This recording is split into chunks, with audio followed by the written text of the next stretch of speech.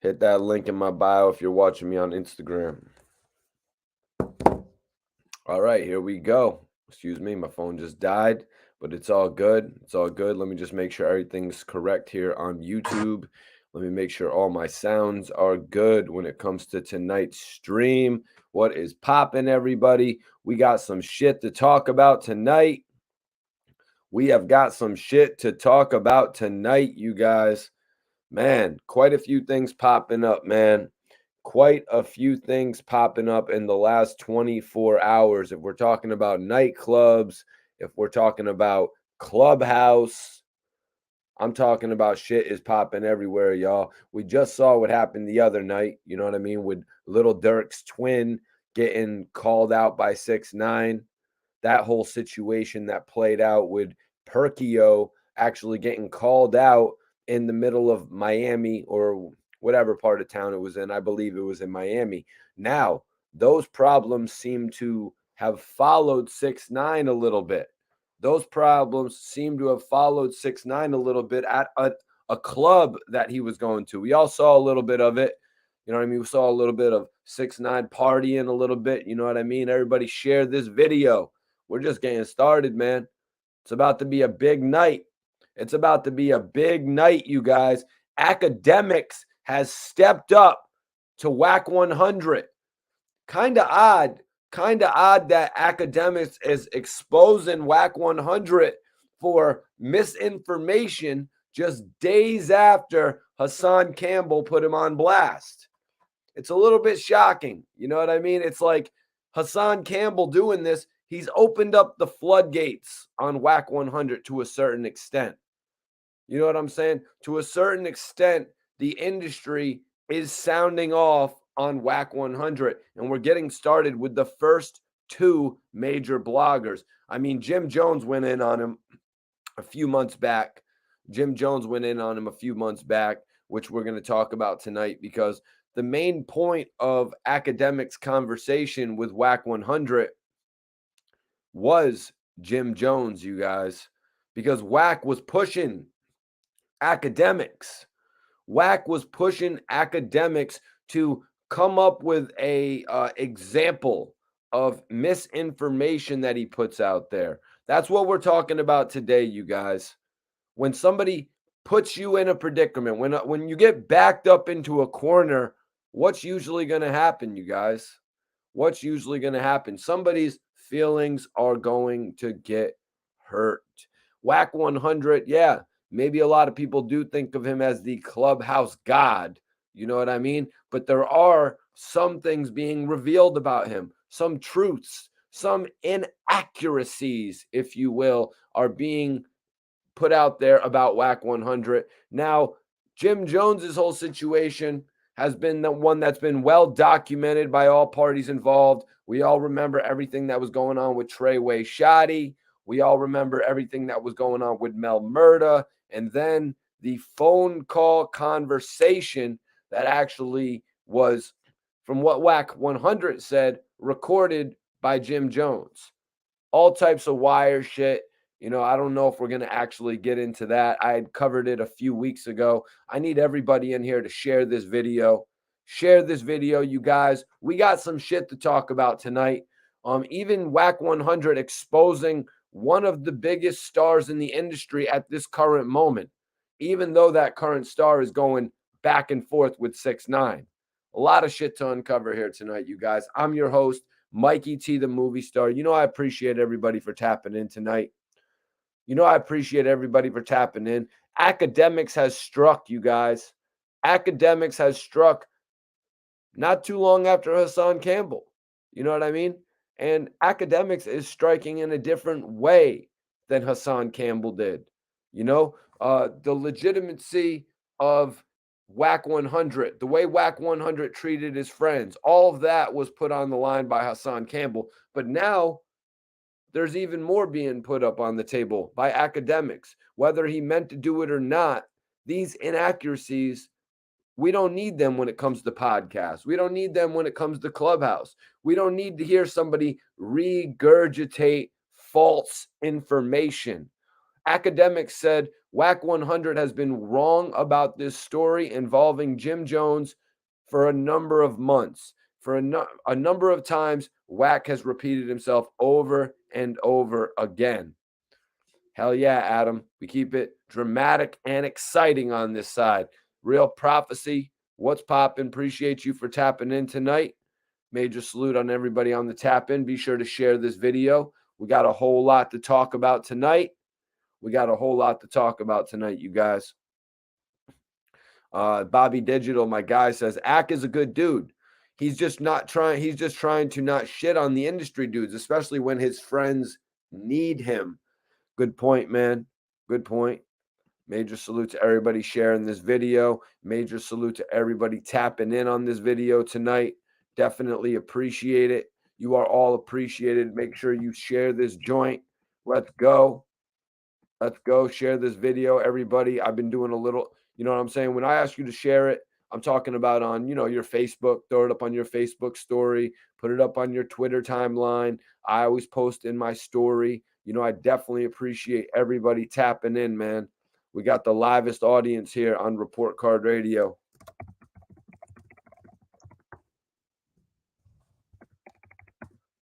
Got the livest audience here on Report Card Radio. And I just wanted to let you know that I definitely appreciate you guys watching all the content, throwback interviews, tapping in here for the news reports, everything that you guys tap in and support, man. I definitely appreciate it. But we got some shit to talk about tonight. You know what I mean? We definitely got some shit to talk about tonight. I'm pretty excited about it.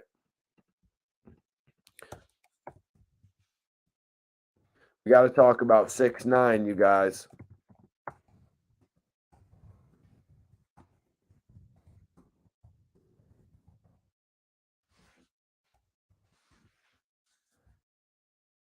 We got to talk about 6ix9ine tonight, obviously, with what happened to him in the club. But he had a little bit of a bad aura surrounding him. Let's be honest. The guy made his moves in New York City. He turned his back on his whole group. But then when he got out of jail, he pretty much relocated. To the South, if you want to call Miami the South. You know what I mean?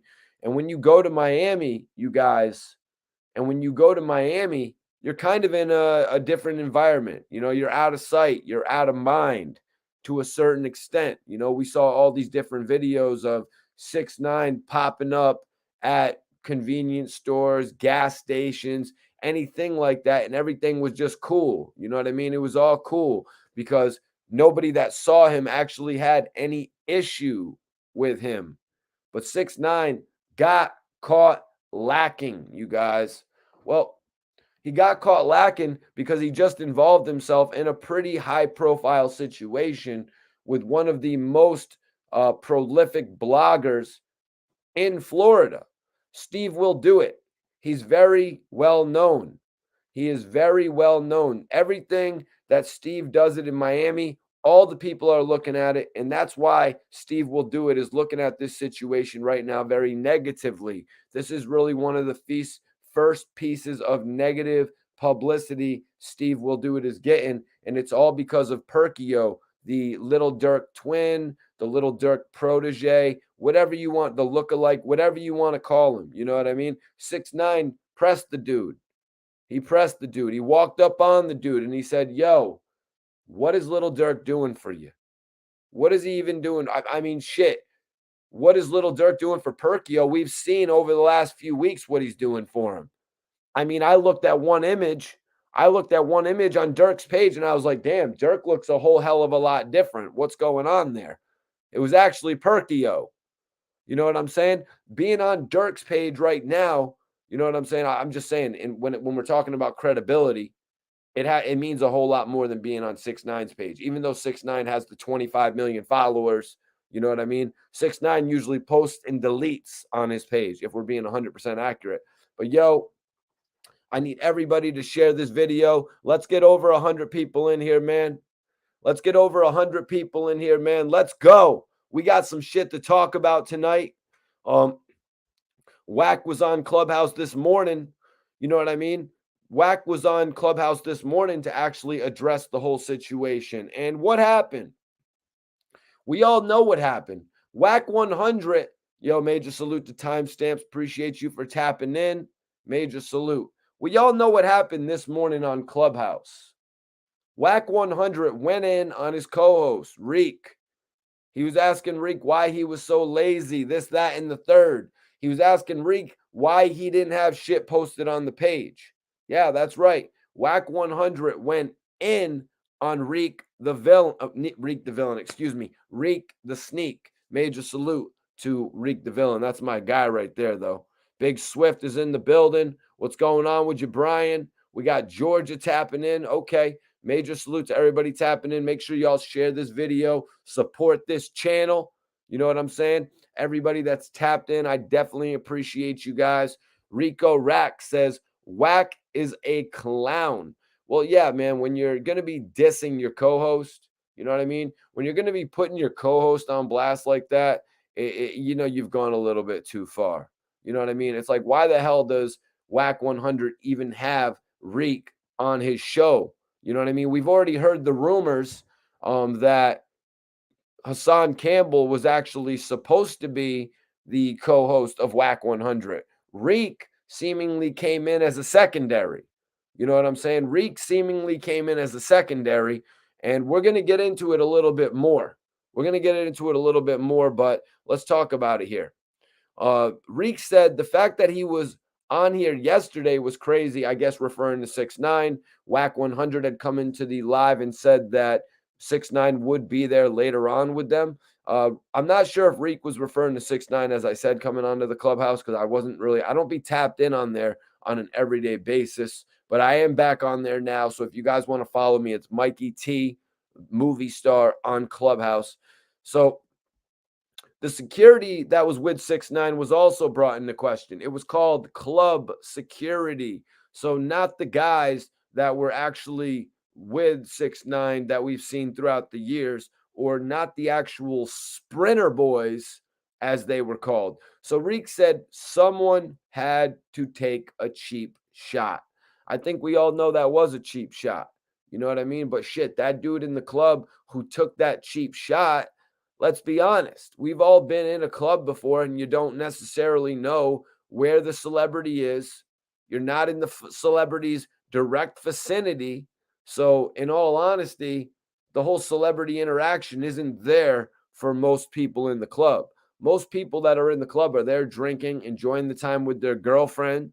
You know what I mean? Enjoying the time with their homies, whatever they're doing. It's very rare that you get an opportunity to come face to face with the celebrity that's in the club, unless you're there in a VIP section. So let's be 100% honest about that. This guy that took the cheap shot at 6ix9ine, it kind of was a moment where he's, oh, shoot, there's the guy that everybody calls a rat. I got enough balls to take a shot. You got to look at it from that point of view as well. Look at the point of view of the security guard. I mean, dude threw a shot at 6ix9ine. The security guard threw a punch in the front of him.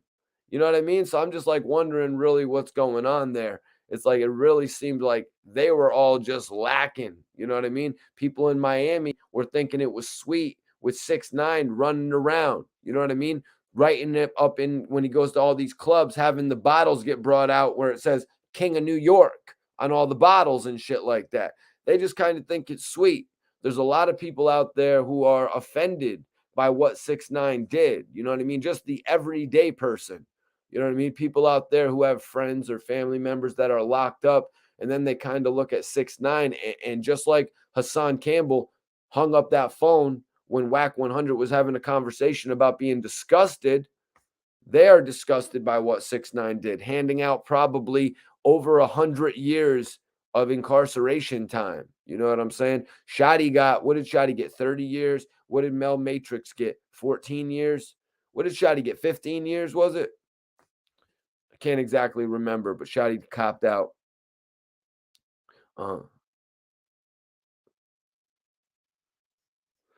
Seca says, give him respect, but damn, bro, should have landed. LOL. Yeah, he didn't really land all that well. 6ix9ine didn't really seem to be that affected by it whatsoever. You know what I mean? To my knowledge, 6ix9ine has not publicly spoken on it. He has not actually publicly spoken on it, but this is pretty much the first. Yep, Rico. Yeah, Shotty got 15. With So this is actually the first altercation that we've seen actually turn into something. We've seen other people run up on 6ix9ine and trying to film him, and he kind of turns it around on them, right? So Reek said someone had to take a cheap shot, and someone in the clubhouse was like, I don't respect someone who would punch someone in the back of the head. Now, I want you guys to remember that. You know what I mean? The fact that 6ix9ine got hit in the back of the head, it's a very cowardly thing for somebody to do in most cases. Like, let's be 100% honest about this. You know what I mean? In most cases, the guy who hits somebody in the back of the head is going to be made fun of. You know what I'm saying? Usually the guy who hits somebody in the back of the head is going to be made fun of. So I don't know why Wack 100 would even take up for this. I don't know why people in the clubhouse would actually take up for this as well. But Wack finally addressed it. Wack kind of addressed it. He kind of addressed it. He didn't actually go into the incident that happened, but Wack more so explained why the incident happened. You know what I'm saying? Wack explained why this happened, and he brought up the fact that the beef with Little Dirk is currently creating a lot of steam. It's a lot of controversy right now. Wack finally addressed it. He said, here goes the problem. This is where playing the game goes wrong. He paid dude to do that. That wasn't real. They was playing. You know what I mean? Wack was asked like about this. You saying 6ix9ine paid him? Wack said, "Bro, he came in the room and admitted it yesterday. People are capping the Little Dirk shit. That's why they tripping. 6ix9ine been in Miami forever. Someone done took it personal." Guys, listen to that. It's what I was talking about a little bit earlier. The fact that 6ix9ine has been in Miami. He's been hiding out in Miami. Shit, Miami's the best place to hide out. You know what I mean? It's sunny. You know what I mean? It's warm. You can go outside without your shirt. You know, you really don't got to worry about most things in Miami until you start ruffling the feathers, until you start making mistakes, until you start showing yourself, which is what 6ix9ine did. 6ix9ine showed his hand. Now, running around with Steve Will Do It, all the guys from the Nelk podcast, the Nelk television channel, or whatever the hell it ends up being. You know, Nelk is really going far right now. But running around with them is one thing. But when you actually use their style of prank and bring it into the world of hip hop, we've seen what happened in the past. Didn't you watch Ashton Kutcher on Punk'd? This whole prank shit, it doesn't really work out in the world of hip hop. In the world of hip hop, shit, even a lot of actors don't have the time of day for this shit either. You know what I mean? In the world of entertainment, when you come to this pranking shit, these guys got enough money not to give a damn. You know what I mean? That's why these guys are facing so many lawsuits. You know what I mean? Paying people out tens of thousands of dollars for hitting them, for breaking their video cameras. You know what I mean? Dudes don't be liking to get punked, if we're being quite honest here. So this whole situation where Perkiom is getting punked by 6ix9ine, there's actually there's a whole lot of negative press surrounding it, you guys. And I hope it doesn't affect Steve Will Do It like that, because he's doing such a positive thing. He completely denies having anything to do with this. There's actually a video where Steve told dude that he was upstairs. So Wack said, bro, he came in the room and admitted yesterday. You know, 6ix9ine and Wack had a conversation where 6ix9ine broke the whole shit down. Wack said, a setup in my world led to something happening to you. I seen that in the text messages 6ix9ine had with the manager. I don't know if the manager didn't tell him, but he got paid $3,000. You're not hearing me right. So Wack 100 gave an example of how he would book the game. I'm not sure why it was an example of how he would book 6ix9ine, but I guess that goes back to them saying in conversation that they haven't made any bread together. So let's get into this. Point that Wack 100 was trying to make here. He said, "You're not hearing me right. If I book something, Game is going to be there, and it's an all men's club. You can't say Game got set up by the promoter because it's on the manager to know. So the manager know if you talking to 6ix9ine, we got 3,000 if the management takes that. Wack is saying that the setup wasn't on 6ix9ine's part. Someone in the chat also said he didn't want to link with 6ix9ine. Perkiom didn't want to link with 6ix9ine. I mean, shit, that's what the majority of people would think. But in all honesty, how far is the look that Lil Durk gave Perkiom gonna go? Like, let's be realistic about this. These guys, these lookalikes, that's why they're doing this type of shit, y'all. These lookalikes, that's why they're doing this type of shit. They're doing it for the notoriety. So if he had an opportunity to appear on a video with another celebrity, say we got 6ix9ine in this case, but say it was somebody like Chief Keef, who doesn't necessarily have the best relationship with Lil Durk right now, or say if Tyga wanted to do a video where he was dissing Lil Durk, you know what I mean? I got a feeling that anybody in his shoes is going to take the bread that they're going to be offered. You know, Perkiom made his name as the fake Lil Durk or the Durk twin. Now he's got to reap the benefits that come with it. That only makes sense. It only makes sense that he would reap the benefits that come with it, you guys. Going out there and getting these checks. A 7,000 or a 3,000 or as 6ix9ine said he would have given the kid 10,000. 6ix9ine would just blow 7,000 extra dollars. Major salute, Tyson. Appreciate you for tapping in. Major salute. We got Buckshot TV in the building. Major salute to Buckshot TV. Major salute to everybody for tapping in. Do me a favor, share this video. Let's get 300 people in here, you guys. Let's get 300 people in here. Let's go. So Wack said, by the time y'all seen that video, by the time we all seen the video, that man had money in his pocket. I seen the text messages where they're like, you, such and such, and this is what we're trying to do. No BS, no funny shit.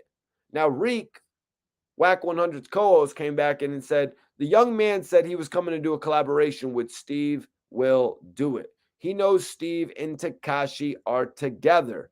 As I said a little bit earlier, a lot of people that watch Steve Will Do It know that he's been one of the major bloggers out there or influencers, however you want to refer to him, that's been pumping 6ix9ine. You know what I mean? 6ix9ine actually works with Steve Will Do It because of the fact that he has all those millions of views. You know what I mean? You wouldn't see 6ix9ine on the run of a mill YouTube channel. But if you got somebody out there that's doing millions of views, you know what I mean? If you got somebody out there that's actually doing millions of views on a consistent basis every week on their channel, I could see why they would link up. It's quite obvious to me why they actually link up. You know what I'm saying? Everybody share this video. Let's go. We're keeping it real tonight.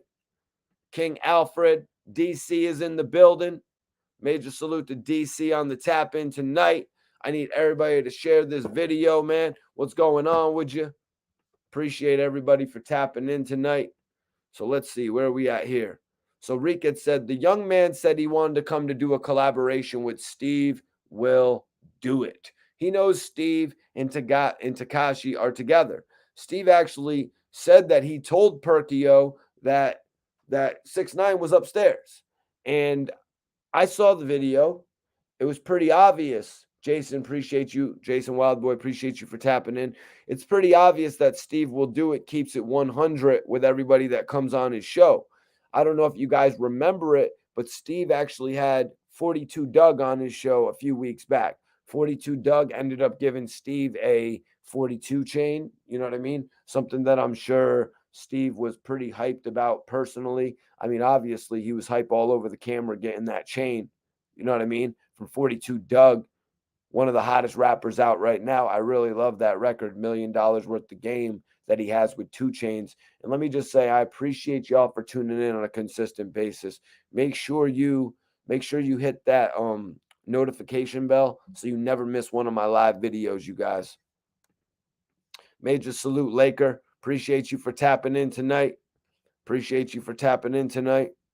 So Steve Will Do It actually said in his vlog that he had to leave 6ix9ine upstairs. You know what I'm saying? Excuse me 1 second. Just got to plug my phone in. Steve said that he would leave 6ix9ine upstairs because they were with 42 Doug. You get what I'm saying? Steve was actually being respectful to the fact that 42 Doug more than likely wouldn't want to be around 6ix9ine. You know what I mean? But look at there's a major comparison between 42 Doug and Perkiom. You know what I mean? One of them is made in the shade and the other better take as much work as he can get. You know, just being quite honest. Major salute, Nico. Appreciate you, man. Smoking on that pink runts. Okay. That's what's up.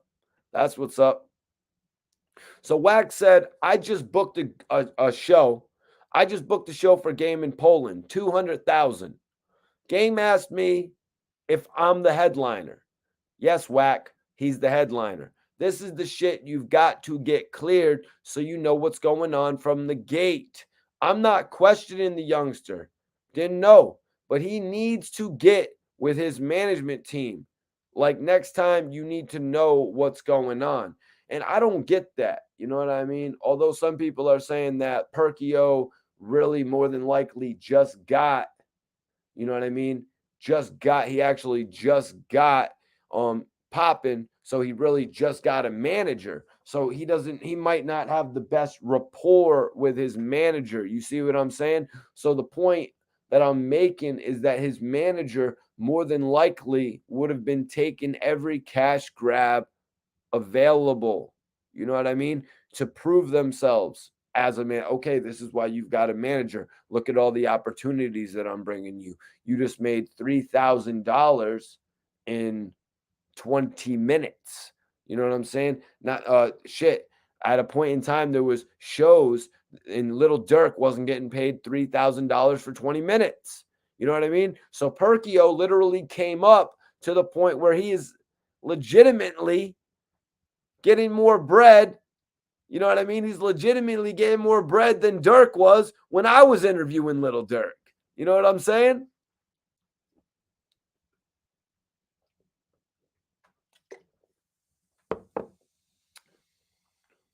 Michelle says Reek's been kissing Wack's ass and being a yes man. That's why Akademiks called him out today. That's why Akademiks actually called him out today. But Reek explained himself. You know what I mean? Reek wasn't there being shy boy. You know what I mean? Reek went toe to toe with Akademiks and actually explained himself. A little bit later, he kind of pretty much confirmed what Wack 100 was saying, the way that he would actually defend Wack. But that's something we'll get into in a little bit. That's something that we'll get into in just a little bit. So Wack said 6ix9ine is going to pop up in here for sure, which he never actually did from what I had listened to. 6ix9ine never popped up in that clubhouse. Reek said, I don't think 6ix9ine is lying about the receipts, but the transaction was for Steve Will Do It.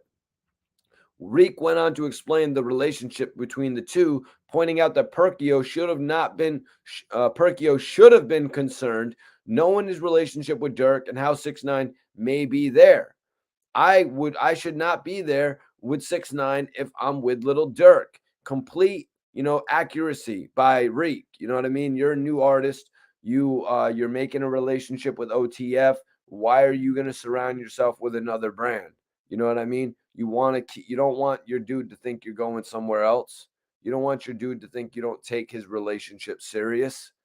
You know what I mean? But in all actuality, you guys, what type of a relationship was Perkio really going to have with Little Dirk? I can sit up here and call him his twin, but or his lookalike. You know what I mean? But I don't think protege is actually the right term. You know what I mean? Because there's nothing really I think that they could have actually done together. You know what I mean? Let's just keep it a buck. I really don't see much work that they could have done together. Oh, Steve Drive, we're about to get into it, man. Academics pretty much exposed Whack 100 for everything he's been saying about Jim Jones. You know, Whack 100 was like, give me an example. Give me an example of something I'm misleading the people about. And yo, Academics was like, yo, I'm not here tuning into your clubhouse with a whole list of shit to dish you about, which was really, really, really accurate. I mean, it was really like, yo, how many people have you had to tell that to? It's like that. I'd be like, yo, what is it wrong? What is it that I do that you don't like? Bro, it's not like I'm sitting here writing down a list of things that you do that I don't like. It's just sometimes when I hear you speaking, I hear inaccurate things come from you. And I hear none of the people that are around you checking you for those inaccuracies. Everybody just agrees. Everybody is just yes, yes, yes, yes, yes. No Daniel Bryan. You know what I'm saying? Everybody is just agreeing with what Wack says. So academics actually put him on blast about it. And it's kind of shocking to me. You know what I mean? It's kind of shocking to me because why is this happening so soon after the beef popped off with Hassan Campbell? I need everybody to share this video. Let's go share this video, everybody in here. If you support me, share this video. You know what I'm saying? Major salute to y'all. Um, Major salute, Elgin. Ricky Moore says, I wouldn't even argue with Whack 100. Someone yelling over me gets blocked. Yeah, a lot of people take that same, type of route, Ricky. You know what I mean? A lot of people don't want to be doing interviews or doing different segments, podcasts with people that are legitimately just going to yell over them, which is why I like the CC show was asking, should they link up with 6ix9ine? And I was like, see, to the CC show, I'm like, why would you guys legitimately want to link up with 6ix9ine? Your platform is already major. You know what I mean? And in all honesty, you're not going to even get any questions off with 6ix9ine. Like, let's be real. 6ix9ine's version of an interview is him yelling his story to you. You know what I mean? Not a lot of people can get, like even in these last two interviews, I'll be honest, the one with Wack, Academics, and 6ix9ine, it was a yell fest. And then this new one where they added Hassan Campbell, it's a yell fest as well. You know what I mean? Like, if that's what he thinks he wants, everybody wants to see, you know what I'm saying? Ricky said, yeah, 6ix9ine makes every show about him if he can. Elgin says, Wack believes, I think he says, oh, Wack behaves like he has a degree in marketing. That's hilarious. That's hilarious. But let's be honest, is Perkio with Dirk? That's kind of what I was just examining. You know what I mean? Wack said, that's on management. That's why you got management. They're negotiating your business, what you're going to do, how much you're going to get paid to do it. Wack 100 had even said something along the lines of $20,000. Kind of made me think that if Wack 100 was the manager of Perkio, he would have got 6ix9ine and all them to pay $20,000 to do it. And then, of course, he would have taken his cut. So Wack said that's on management. Even if it's on the manager, you can't control the environment of 6ix9ine popping up.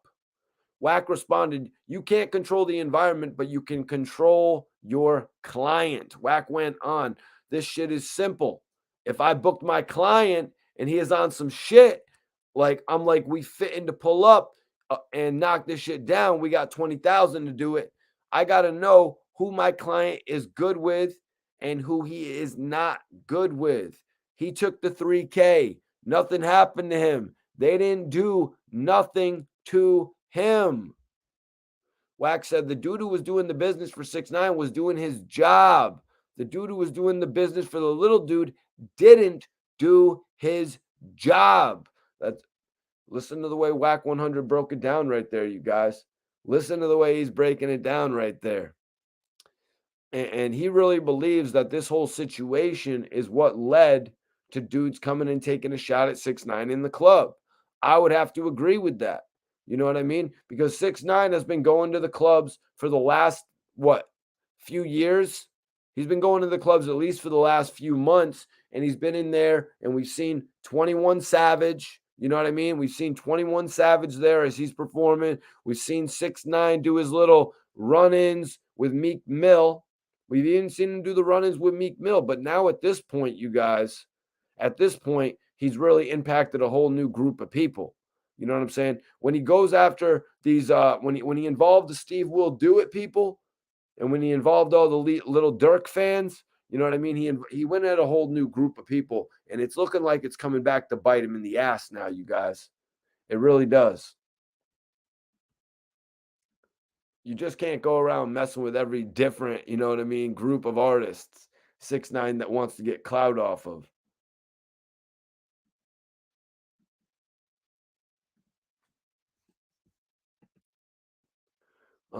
Ricky says, I don't think Wack is straight up lying most of the time. He's avoiding saying anything he doesn't want you to know.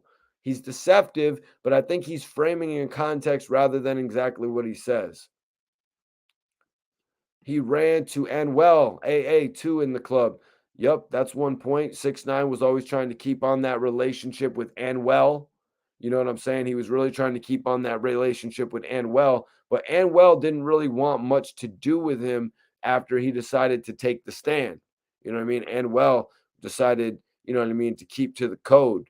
You know what I mean? Rather than keep his relationship with 6ix9ine, which 6ix9ine was really heartbroken about. You know what I mean? 6ix9ine was actually pretty heartbroken about that because of the fact that he kind of felt like he developed more of a relationship with Anwell. You know, he had introduced Anwell to his mom and all that type of shit. They actually had the culture vibe and shit. So he thought that they were going to be, you know, together on a whole different sense. And they even, I think they did a song together. Same with Tory Lanez. They both did songs with 6ix9ine that they wouldn't end up going on. They wouldn't actually go on to do the videos with him. Dino says, "Do you think Steve Will Do It had any part of the Perkio situation?" I don't think so, bro. You know what I mean? I don't think that Steve Will Do It actually had anything to do with that because of what I was saying a little bit earlier. You know, a little bit earlier, I was actually saying that Steve Will Do It had done a video with 42 Doug. And at that point, you know, Steve actually said that he had Steve said that he had little Dirk upstairs in the hotel room or the condo or whatever, and he didn't try to force 6ix9ine on 42 Doug, which we all know it would have been the bigger publicity stunt if 6ix9ine would have popped up on 42 Doug.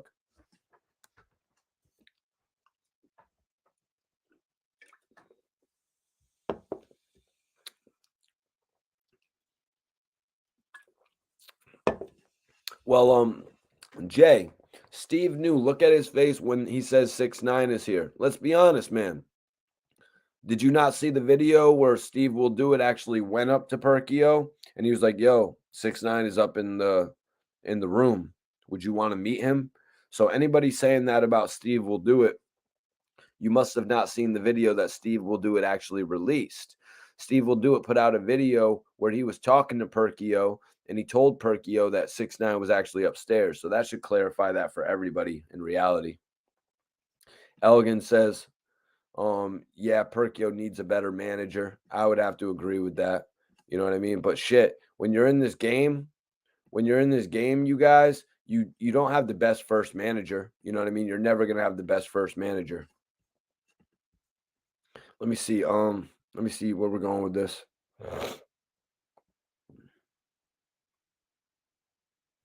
Um, so So in this interview, everyone started asking the question like where 6ix9ine Sprinter Boys were. You know, all the dudes that came to the interview, like there was allegedly 25 people with 6ix9ine. Where were they all during this interview? Wack said, "Pay attention. He's gonna pop in here." Uh, Wack let the scene know that 6ix9ine was fitting to pop in. Pretty major that 6ix9ine was speaking on this. It was going to be pretty major if 6ix9ine had spoke on this incident just hours after it happened. Reek chimed in. A lot of y'all said he couldn't come back, and Wack replied, "They are talking about him every day." Wack asked someone in the clubhouse, 6ix9ine or Tupac?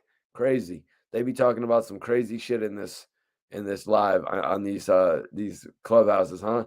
6ix9ine or Tupac? Are you kidding me right now? But let's get into the major portion of this video, you guys. The major portion of this video actually pertains to Akademiks having a conversation with Wack 100. A conversation that it might have been a little bit soon to have this conversation. You know, DJ Akademiks said, all Reek does is agree with you. Why are you mad at him? You know, Wack actually gets mad at Reek, his co-host, from time to time. We've all seen it. I mean, shit, it happened this morning. You know what I mean? We've seen it happen this morning. But the more important thing about two people getting mad at each other is that they don't take it to a level where they fall out. You know, if you're just going to fall out with your friend every time you get into an argument, then I guess you really aren't actually friends. So the fact that Wack 100 can say things about Reek as he does in this conversation as well with Akademiks, and that they're still actually able to connect on the podcast, it says a lot to me. But you also got to take into consideration letting somebody grow with their voice. In this conversation with Wack 100 and Akademiks, Rick actually chimed in. He tried to add his 2 cents. Wack 100 told him, "This business is above your pay grade. It's above your pay grade." Now, when you're saying that type of shit to your co-host, you just know that you're doomed. You know what I mean? When you're saying that type of stuff to your co-host, it's like, how long is that going to last? You know what I mean? And a lot of people were asking the question. Even I had Reek come on the channel, and I even asked him how he connected with Wack 100. It was kind of out of left field. You know what I mean? That Wack took Reek on as his co-host. You know, you would have thought Wack 100 would be coming on with a more notorious co-host. You know what I mean? Somebody that was a little bit more known to the game. Well, it actually turns out that that fact was correct. It actually turns out that that was correct. Wack 100 was supposed to be joined by Hassan Campbell as his co-host, you guys. Believe it or not, Hassan Campbell was actually supposed to be the co-host of Wack 100, you guys. What a show that would have been.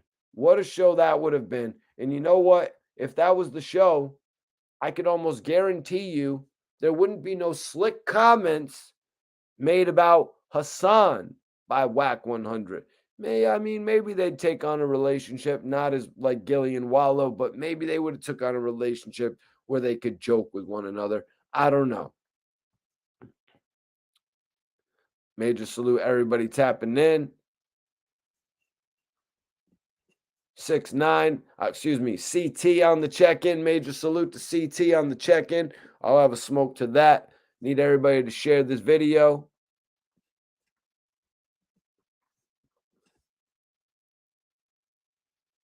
Tyson says Hassan and Wack 100 wouldn't work at all. I guess you got to be saying it's like Wack 100 needs more of a yes man as his co-host. It seems like what you're saying to me. So Wack said, I remember what he did. And this was in relation to getting mad at Reek. Because it was kind of crazy that the absolute first thing that Akademiks says to Reek, the sneak, and everybody watching on the 100 show Clubhouse, is that he looks at them as Wack 100's cheerleaders. Wow. Wow. To come on to somebody's show and actually say they are a cheerleader. That's kind of crazy. That's kind of disrespectful. Don't know how I would have taken that if Akademiks came on here and called me a cheerleader. But Wack 100 brought up why he spazzed on Reek this time in the past. Now, Wack just spazzed out on Reek earlier this morning for not having the video of 6ix9ine getting caught lacking up properly. It was like 7 or 8, 9, 10 o'clock in the morning in LA, you know what I mean? Because it's 3-hour time difference and all that, but they still want to be on top. In this game, you got to be ahead of the curve, you guys. You know what I'm saying? You got to wake up at 6 a.m. in the morning. You got to start getting your day going by 8 o'clock in the morning. People are usually already into their scheduled day by 8 o'clock in the morning, not just people who work, but also the celebrities. The celebrities work just as hard as everybody else, the regular man. They're up doing photo shoots. They're up making progress in their day. They're up making their day worth it, you guys. So I can understand why Wack was spazzing on Reek about that. I don't think he would have ever had that issue with Hassan Campbell. You know, Wack was going in on Reek. He was like, listen, man, I've got $10 million or millions of dollars, whatever Wack said, and I still grind like I'm eating cup noodles. Yeah, that's the grind that you got to have in this industry. You got to want to get up. You got to want to get up and put your shit on and get to work every single day. Why do you guys think I'm doing another live video tonight? This game is about consistency. And without consistency, you're not going to see no results. If you're working 25% of the time, you'll see 25% of the work.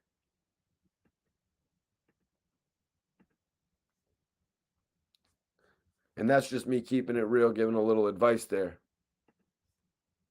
Just me giving a little bit of advice there.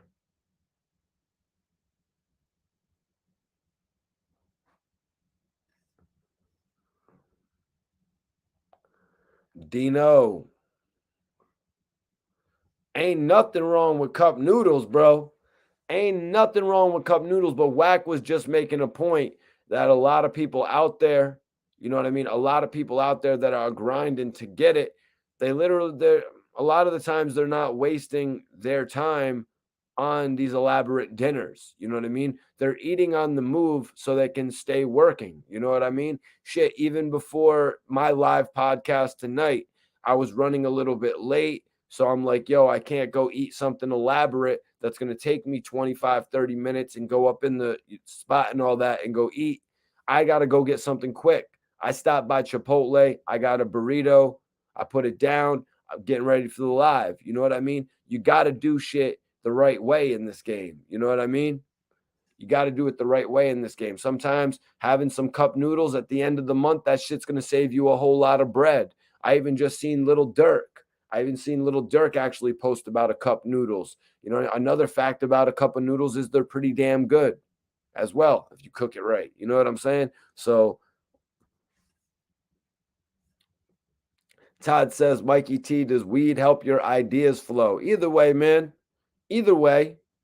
You know what I mean? Sometimes when I'm doing an edit, it's nice to have a joint lit. You know what I mean? So you're not so taking issues with the amount of time that it's taking you. You know what I mean? So you're not like, oh, it's another minute, another minute. Sometimes you just want to have your mind on something else while you're editing. So it's like, you know, nothing's happening almost. You know what I mean? Because I love editing, just sitting there editing my interviews and shit. But I love smoking too. It goes hand in hand. I'm like B.I.G. You know what I mean? Smoking is my favorite hobby. Major salute, Bobby Digital. Nazir says, I'm glad Hassan exposed Wack 100. Well, let's get into how Akademiks. I hear you, bro. I've actually heard that shit before. Let's actually get into this. Let's actually get into how Akademiks put Wack 100's inaccuracies on the table, you guys. He put his inaccuracies on the table, man. Keith, appreciate you, man. Appreciate you for tapping in. I'm a humble dude, though, but I appreciate you, man. So Wack said, I remember what he did. So we're still on Reek here, you guys. I'm sorry. We're still on Reek. I remember what he did. Let me tell you what he did. I went to post a clip coming out on YouTube. I'm like, why can't I tag him? Then you find out you can't even mention him. I'm like, hey, bro, F all that. You talk too much shit to have your mention where someone can't tag you. That can't be on the side of me. So Wack was pretty much letting him know, like, yo, you need to put that shit up so people can mention you anytime they want to talk shit about you. You know what I mean? It kind of made Wack look at Reek to a certain extent. And Reek actually came in and chimed in. Reek said, me being new to Instagram, I thought I had turned the mentions on, but that's a separate thing. Wack came back at Reek and said, you can't let Wack scold you like that. You know what I mean? We're talking about a guy who had the opportunity to, sit with Gilly, Wallow, Academics, and Adam 22. You know what I mean? We're talking about a guy that literally got put on an upper echelon. Imagine if that was me sitting there and then Wack 100 disrespecting me. You know what I mean? I would look crazy not responding. I would look crazy just sitting there like a statue. You know what I'm saying? And Reek kind of was thought to be like that. In that podcast, Reek was thought to be the odd man out. Mike, it's not Little Suge, it's Baby Suge, brother. It's Baby Suge.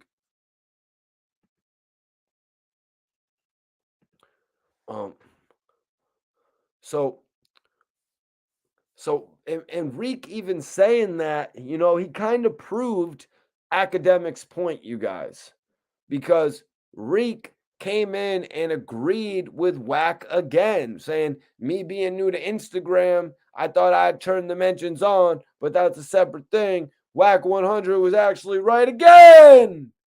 Like, what is this? The Wack 100 is right conference or something like that?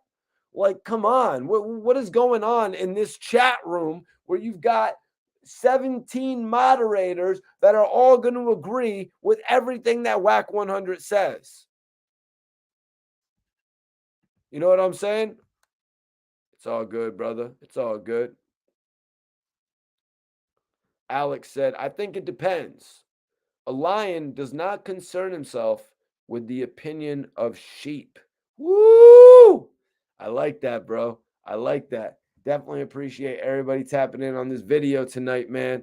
We got a great live audience in here. Need everybody to share this joint. Support me on this channel. You know what I'm saying? Let's go. So Wack actually said, that's not scolding. That's real. Axe said, the only thing, and this is coming from an outsider's perspective, Reek said something that's very important. I've only seen clips. I've never heard you and Reek disagree. Say it's you arguing with someone, say it's Wack and the whole cheer squad versus two dudes. And I'm like, can there be actual conversation?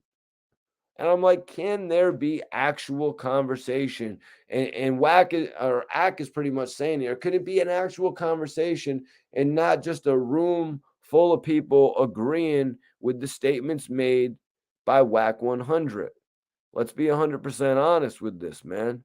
You know what I mean? These dudes on the 100 show were actually on there this morning saying that Perkiom wasn't getting pressed. They're saying that Perkiom wasn't under distress in that video. They just ruined Perkiom's career. And he wasn't under distress. They were putting a jacket on that man. You know what I'm saying? Keep the jacket on. Keep the jacket on. It's 90 degrees in Miami. Who wants to wear a jean jacket? I'm just being real. No, Tyson, we're not there yet, man. We are not there yet, you guys. So Wack said, when you hear that, it's usually people asking, why do you mess with 6ix9ine? They've been asking that for 2 years. So yeah, Wack 100 went back to that. Ack said, I actually want to educate myself. Obviously, my comments I said on my stream, but are not meant to throw anybody under the bus. Reek said he admitted that he watches the clips in the morning. Wack was like, I can't believe Ack is tucking his tail. Ack seemed to be regressing a little bit. You know what I mean? Ack was like, I'm just here to educate myself. I just trying to figure out what's going on. He even agreed with Reek earlier, making the point about him not watching the full videos. It's just too much to watch. You know what I mean? It's just too much to watch. What up with you, Spider G? Appreciate you for tapping in tonight. Major salute. Why I ain't get the notification, Mikey? I don't know why you didn't get the notification, bro. Everybody in here that's not subscribed, make sure you hit that notification bell. You heard? Make sure you hit that notification bell so you're subscribed to the channel, so you never miss one of my live videos. You heard what I'm saying? Everybody in here, support the channel and share this video.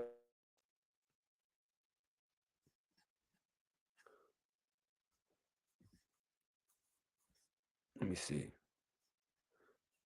see. Where we at here? So Wack said, I can't believe Ack is tucking his tail.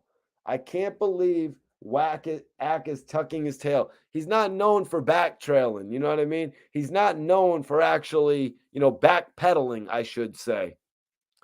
Ack said, Wack, I told you the same thing. Wack said, you said I have a high IQ. If you want to tuck your tail, all right. I told the people you were probably prepared to stand on what you were saying.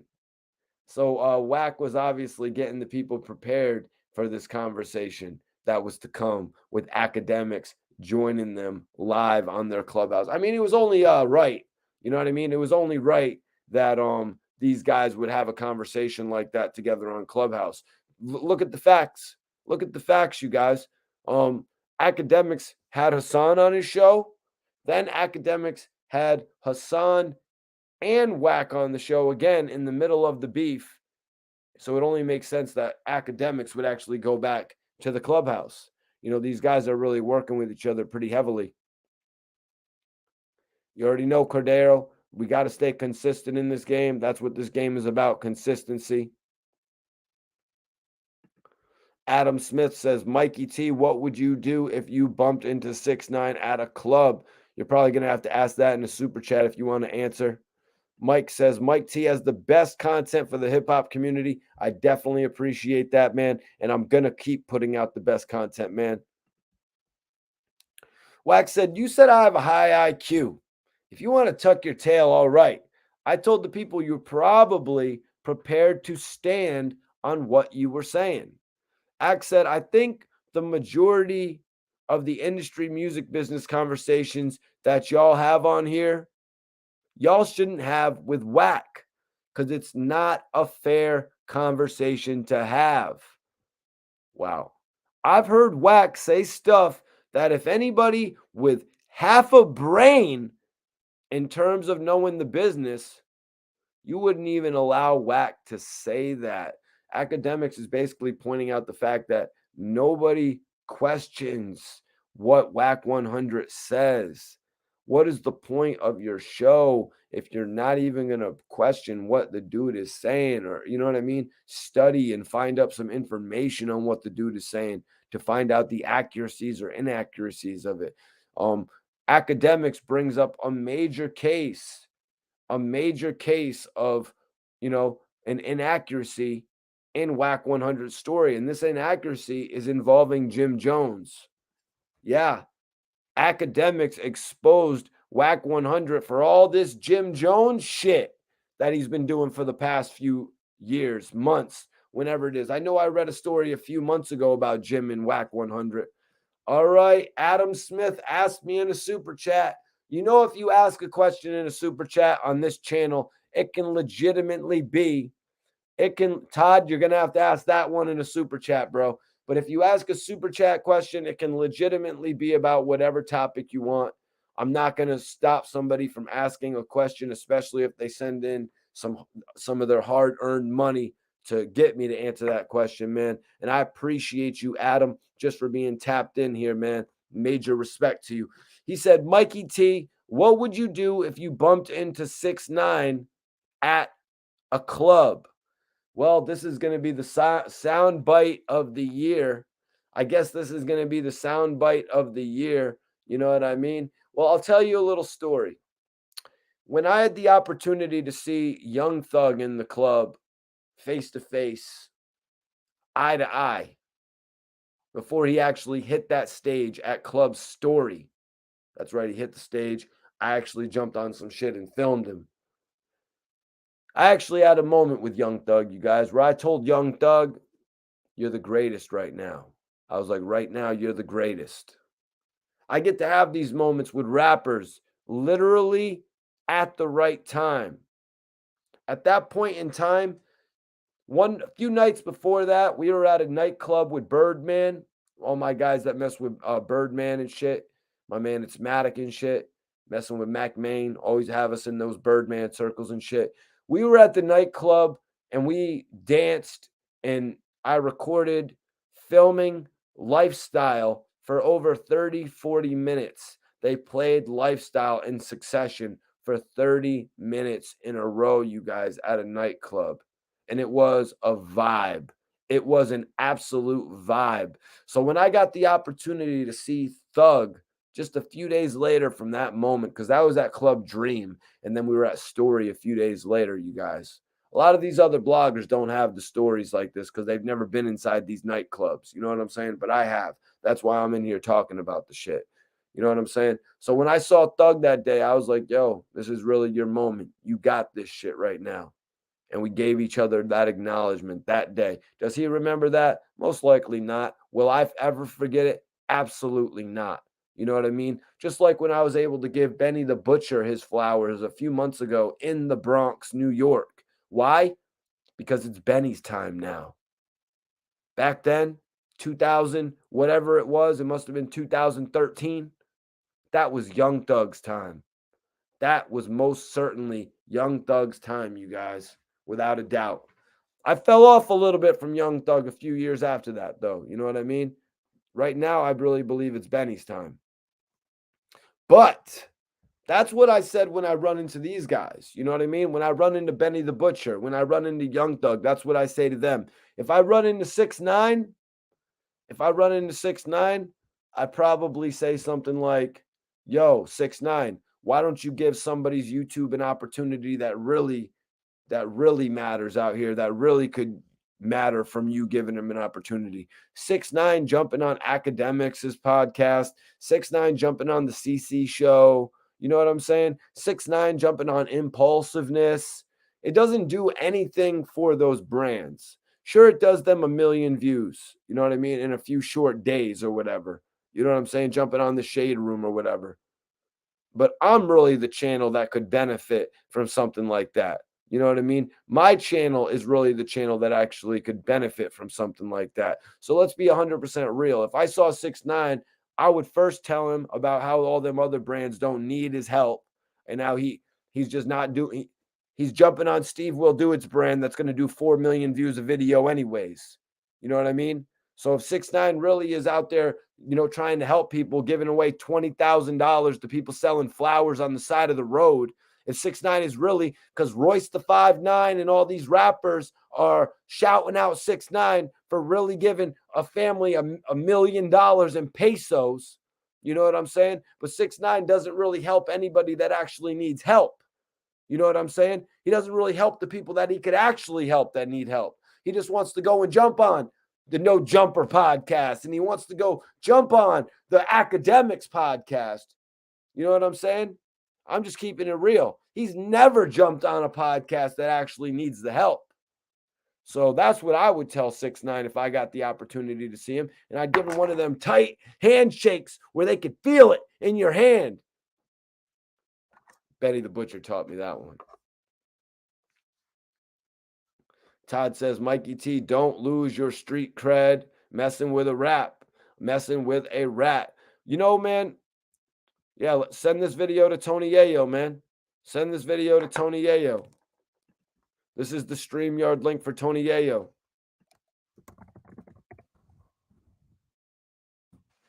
Let's be honest. So many years back, Mikey T crunching bones with his handshake. Let's be real. A year or so back, whenever it was, Gilly the Kid turned down the interview with 6ix9ine, which I 100% respect. You know what I mean? Gilly the Kid right now has made it so far in this game where he's getting deals that a lot of people never believed he could have got just based on the fact that he's talking, you guys. Just based on the fact that he's talking, he's getting these major deals. He turned down 6ix9ine, and I respect that. I felt like he set a trend for all of the people doing interviews. You know what I mean? I feel like he set that trend, but a lot of people didn't follow it. You know what I mean? A lot of people did, though. Joe Budden didn't do the 6ix9ine interview. A lot of other people denied it. He ended up on the Shade Room, you guys. But now Hassan Campbell and Akademiks and Wack 100 are giving him an opportunity. You know what I'm saying? But yeah, if I saw him, other than not saying a word to him, keeping on doing what I'm doing, because that's more than likely what it would be.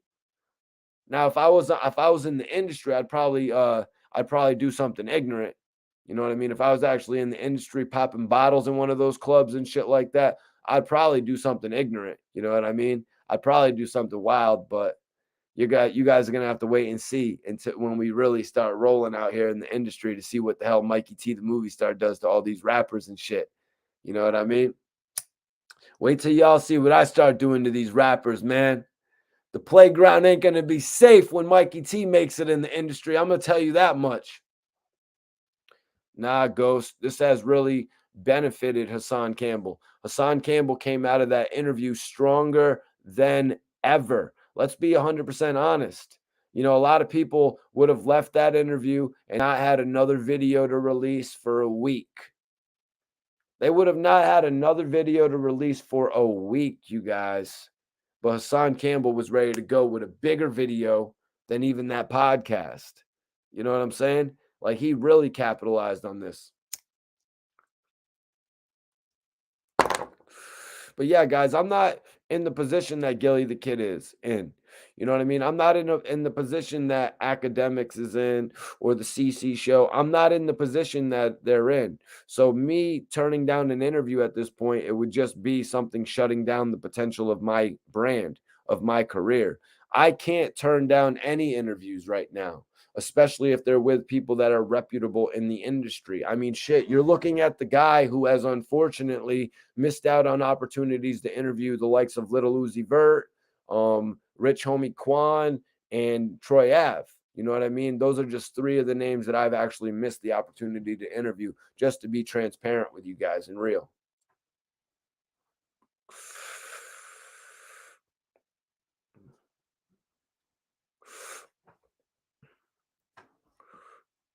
Yup, Mike knows what I'm talking about. Appreciate you, man.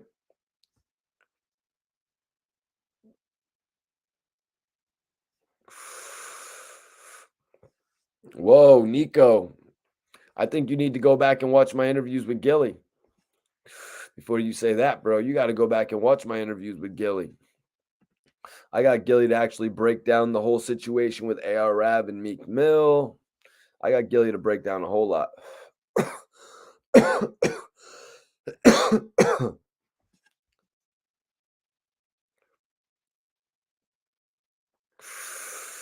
Todd Armstrong putting up a good point, which is going to have to probably make me reconsider. Nah, man, because, you know, weed isn't really, there's nothing wrong with weed nowadays. You know what I mean? So I'm pretty much good. There's nothing much 6ix9ine could really get me on, to be honest with you. All right. So Wack told Akademiks, he's like, slow down, because, you know, Wack had just been called out. You know what I mean? Akademiks said, I've heard Wack say stuff that if anybody would have a brain in terms of knowing the business, you wouldn't even allow Wack to say that. You know, in other podcasts, Wack would get called out for some of the stuff that he says. What up, Chris? Appreciate you for tapping in.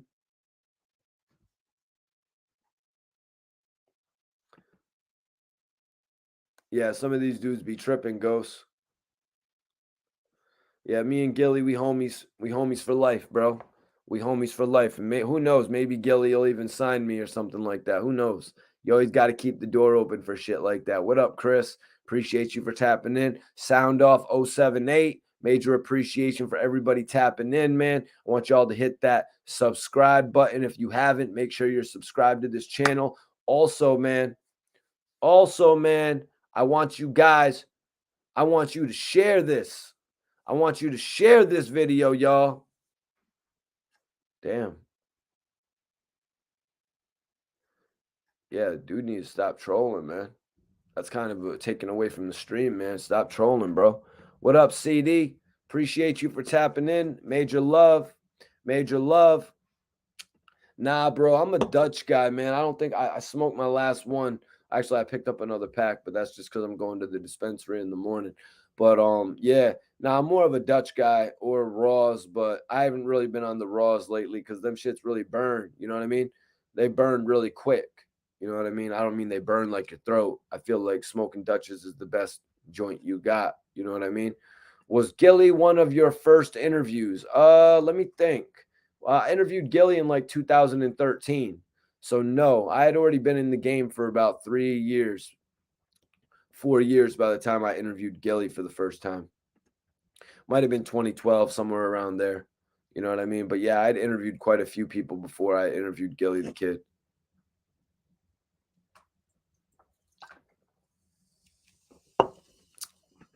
Y'all be on those Fontos. I think my bro Clark be on those Fontos. But nah, one of my first interview was actually Freaky Zeke. You still watch battle rap? Of course I still watch battle rap, man. Appreciate my bro Dirty O for bringing me out to that Sue Surf and Geechee Gotti battle. Yeah, man. I actually had a chance to build with so many different battle rappers there, man. T-Top, Rum Nitty, Geechee Gotti, Hollow the Don. My bro was there. You know what I'm saying? We was actually kicking it with Sharon from Wildin' Out and shit. Sharon is a beast, though, because we went to his battle, too. Yeah. Why did you miss the interviews? Just because I was, not on top of it, man. Just because I was not on top of it. I got the call. Yo, Mikey T, this dude, Little Uzi Vert, is lit. This dude, Little Uzi Vert is lit. But I was like, all right, I don't really want to make a drive over to Philly. I was in Miami. Yo, Mikey T, this dude, Rich Homie Quan, is lit. I didn't really want to drive up to Orlando. My man hit me up. Yo, Troy Ave is doing his thing in Brooklyn. I didn't really want to drive to Brooklyn. You know what I mean? I was driving out to these places all the time, you guys. Like I legitimately was driving out to Philly once a week. I'm driving out to New York once a week. I'm putting tens of thousands of miles, hundreds of thousands of miles on my cars. You know what I'm saying? Like, so I couldn't really just jump on every single opportunity. You know what I mean? I was doing everything. I was putting videos out every single week. And Mike, it's 2009 when I got into the game. 2009 is when I actually got into the game. And I was putting out a video every week since like 2009, to be honest with you. So sometimes I had to turn down some work. I was just getting invited to do so much. You know what I mean?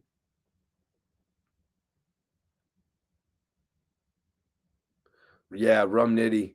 Rum Nitty's battle actually with K-Shine, my favorite battle. That's like my favorite battle right there, man. Bobby says, realistically, you shouldn't. Turning down interviews is biased. You should be unbiased in hip hop journalism.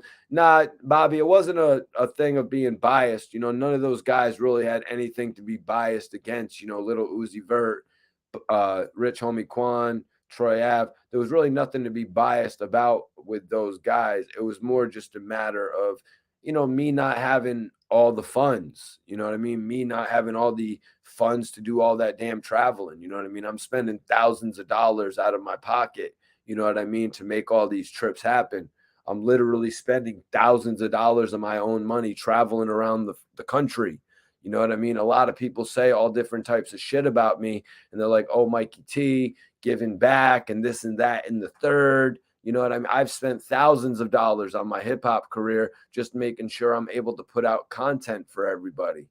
You know what I mean? So I really don't want to hear nothing about giving back or whatever. You know, I really don't want to hear nothing. I've been giving back my whole career to make sure that the fans are fed. You know what I mean? To make sure that the people have hip hop content out there, because I don't want this to ever be like it was back in 1998, back in 1999, back in 2001, back in 2002, 3, 4. I don't want it to be like back then when I didn't know enough about my favorite artist. That's why I got into the game, even if it cost me bread.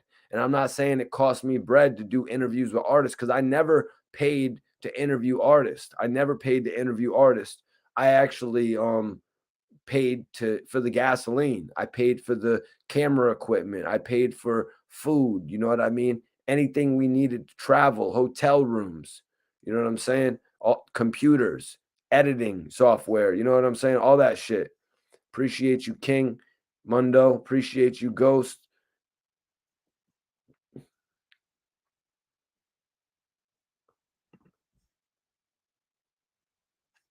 Yeah, man. Philly in the building. Major salute to Philly, man. We're about to get into this though.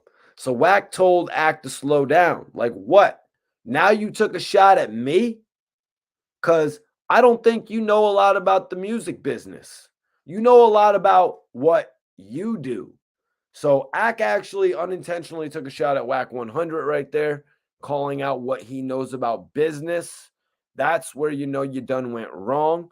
Ack said the difference between your knowledge and my knowledge of the music business is not the actual business. I could see what Whack is saying there, because Whack is more with the blogs. Whack or Ack is more with the blogs, and Whack is more dealing with the artist. Now, if we're talking about actual terms of paperwork and documentation like that, both of what they're talking about is probably far different. You know what I mean? Whack would probably disagree with that, though. You know, Whack said, okay, like what? You said you heard me say some things, and at least one of them stuck with you to make you say, Whack, you sound like a complete idiot. So yeah, because you know what I mean? Academics must have been listening to some of this comments, and he must have heard at least one thing, probably more than one thing, but he's got to have at least one thing in his mind that registers, you guys. You know what I mean? There's got to be at least one thing in your mind that registers, you know, when you're feeling that way about somebody. Major salute, my guy Alex. Yeah, man. I was just answering that question because, you know, me turning down an interview has nothing to do with being biased. You know what I mean? I actually regret turning down those interviews. You know what I mean? I actually regret turning down those interviews with how big of an artist Rich Homie Quan became after that. With all of them, they all became really big stars. Little Uzi Vert and Troy Ave, they all became great stars. And I know if I would have got the chance to sit with them back then, we would have took on another type of relationship. You know what I mean? We would have took on a different type of relationship where they would have seen that I gave enough, I cared enough to actually go out there and sit with them and go out there and check them out before they blew up, which I normally would do, you guys. You know what I mean? But I'm not made of money. You know what I mean? The trips are, you know what I mean? You got, when you go out to New York, you're going to end up spending a whole bunch of bread, to be honest with you, even if you just be cheap as hell. Major salute to New Zealand on the tap in. Major salute, man.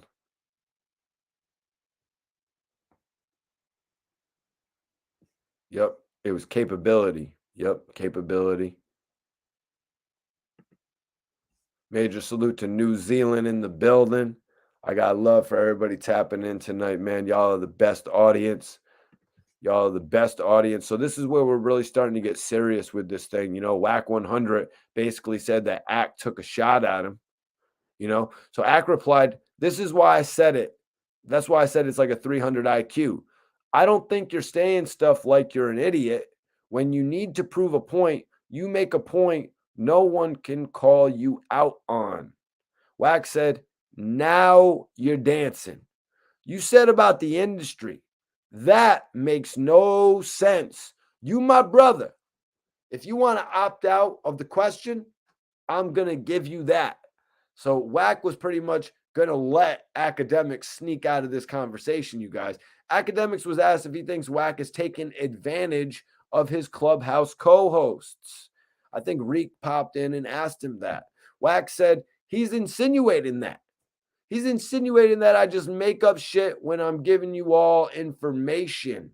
Ak said, I listen to Wack on this Clubhouse, and it's a matter and it's a master class of manipulation 101. But I love Wack enough to say, I got to be honest around you. So, yeah, Wack 100, his Clubhouse is considered by Akademiks to be a master class of manipulation. You know what I'm saying? When Akademiks taps in there, that's pretty much what he says. Wack said, can't we get an example? Wack just wanted an example. He really wanted so badly for Akademiks to rub this in his face. He really wanted him to rub it in his face. And we're going to get into it because Akademiks started rubbing it in his face. Old comments made by Wack 100. Bobby Digital, $10 super chat. That shit is appreciated, bro. I appreciate everybody that donates to this channel. You know what I mean? I got the best audience out there. I'm not going to lie. You're appreciated, man. We need to give back to you. No, I appreciate that, man. I appreciate y'all for logging in consistently, subscribing, hitting the notification bell so you never miss a live video. That's what I appreciate, y'all. That's really, at the end of the day, what I appreciate the most. The fact that all y'all give a damn enough to tap in on a consistent basis. You know, we're really taking this shit over on the YouTube scene, you guys, and I'm not going to stop. I will not stop by no means.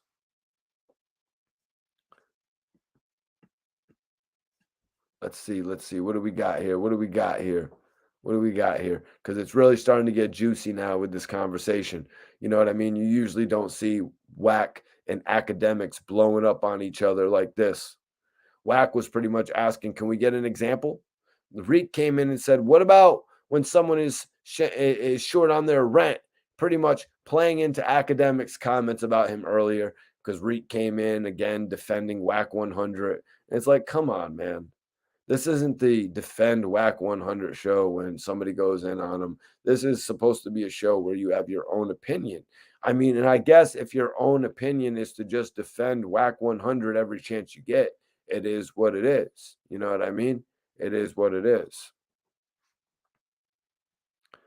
So Wack said, can you give me an example of what I've said where I'm running circles around them because they don't have the knowledge of some things that I'm saying? So Wack wants an example here.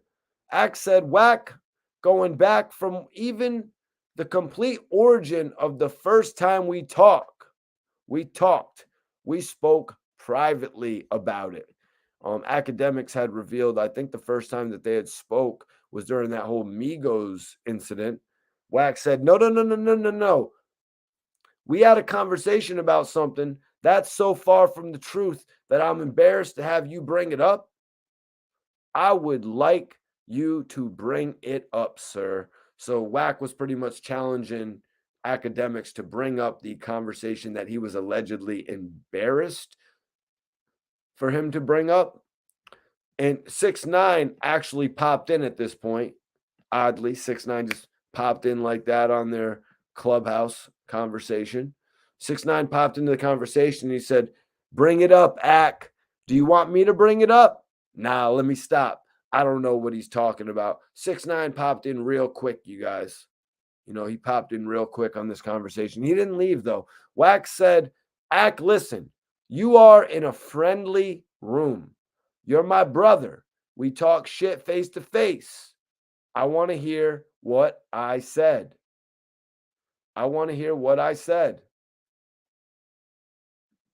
So let's hear it. Hold on, Ak is saying. Also, Ak said about half of that Jim Jones stuff, I think you just had an axe to grind. He said that he just had an axe to grind against Jim Jones. He said, I got it. He said, there's a lot of hours of conversation. I didn't come here. I've seen some of you quote particular documents, is what Akademiks said. I watched Wack repeat one thing that was chronologically incorrect for months. So Akademiks is saying Wack 100 pretty much kept repeating himself over and over and over, and none of his co-hosts, who, you know what I mean, should be studying hip hop every single day to know the facts of the topics that they may discuss, never corrected him, you guys. Act continued. You said when Jim Jones said the super violate thing, you said that happened before the Philippe Chow incident, where Shotty got into it with 6ix9ine's label owners' security. You related them to situations that had nothing to do with each other. Very big point right there. I don't know if you guys remember the incidents that happened at Philippe's Chow. Apparently, 6ix9ine was meeting with a label executive. I don't actually know what label executive it was, you guys, but 6ix9ine was meeting with the label executive, and apparently they would not let his associates in with him. You know what I mean? Apparently they would not let his associates in with him. Don't know really what that means. I guess all I can really speculate is that the associates that would have come in with 6ix9ine that day probably would have done the majority of the talking. You know what I mean? They probably would have handled the majority of the business, but whoever the executive was, they didn't let anybody in besides 6ix9ine. You know what I'm saying? They didn't let nobody in there besides 6ix9ine apparently, and that caused a little bit of commotion, caused a little bit of melee. You know, when your cash cow is out of your vicinity, it's going to cause a little bit of an issue. Excuse me, let me grab my phone real quick.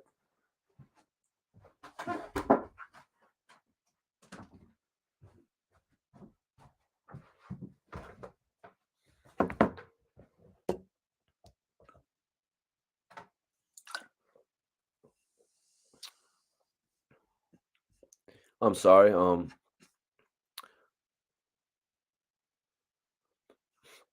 You're hilarious. Let me see. I was trying to Ghost. What was CC saying? I didn't see that. Oh, yeah. We covered that last night, CC, about Perkiom. But yeah, we talked about it a little bit earlier though at the beginning of the stream. So Ack was like, hold up. Also, about half of that Jim Jones stuff, I think you just had an axe to grind. I got it. There's a lot of hours of conversation. I didn't come here to, I've seen some of you quote particular documents, and I watched Wack repeat one thing that was chronologically incorrect for months. Ack continued. You said when Jim Jones said super violate, you said that happened before the Philippe Chow's incident where Shotty got into it with 6ix9ine's label owner's security. You related them to situations that had nothing to do with each other. Obviously, Akademiks covers that shit very closely. So when he would hear Wack 100 repeat this over and over and over again, it kind of rubbed him the wrong way. You know what I mean? It probably made Akademiks think like, damn, this guy wants to step into my world, but he can't even get the information correct. Furthermore, you know what I mean? Furthermore, none of his sidekicks, none of his co-hosts will even correct him. Never mind on the air, they won't even correct him behind the scenes. So Wack said, what I was saying was that the violate in New York, it means one thing, and super violate means another. Ack replied, there was no action that actually followed. 6ix9ine tapped in on this note. He said, look, Ack, what you got to understand, when the federal government decided to pick everybody up, it was to prevent the action from actually occurring. Ack is accusing Wack of saying that he came before the Philippe Chow. Wack is saying he never said that. Wack came in and said they was going to violate 6ix9ine at the spot in Connecticut He called the dogs. Reek chimed in. Wack, what are you trying to insinuate? And that's when Wack cut Reek off. Wack said, hold up, Reek. Hold up, Reek. This is above your pay grade. The only reason why it didn't have is because them it didn't happen is because them people were listening on the phone about what them people were gonna do. He called the dogs. This shit started in New York. Axe said, so Wack, you sit there and tell me that you never said previously that the other action that happened at Philippe's Chow is the result of what Jim Jones said? Again, 6ix9ine is here and they had nothing to do with each other. Huh. Wack 100 pretty much saying 6ix9ine had nothing to do with Jim Jones there? Wack said, yeah, they told me they had nothing to do with each other. Are you telling me, Ack, that they didn't plan to go to CT? Wack 100 was pretty much asking if they didn't plan to go to CT. Wack is like, no, that's not the point I'm making. See, this is how you do on the Wack show.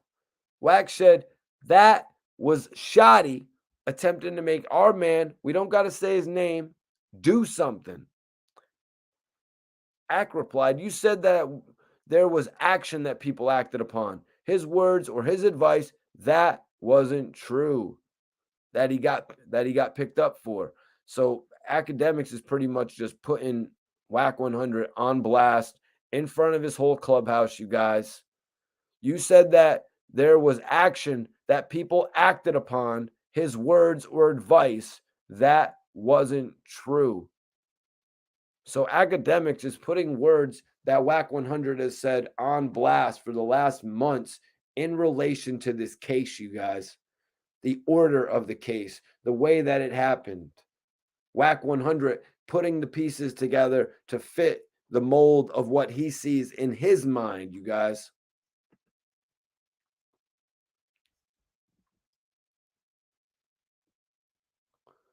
Todd says Akademiks is too smart.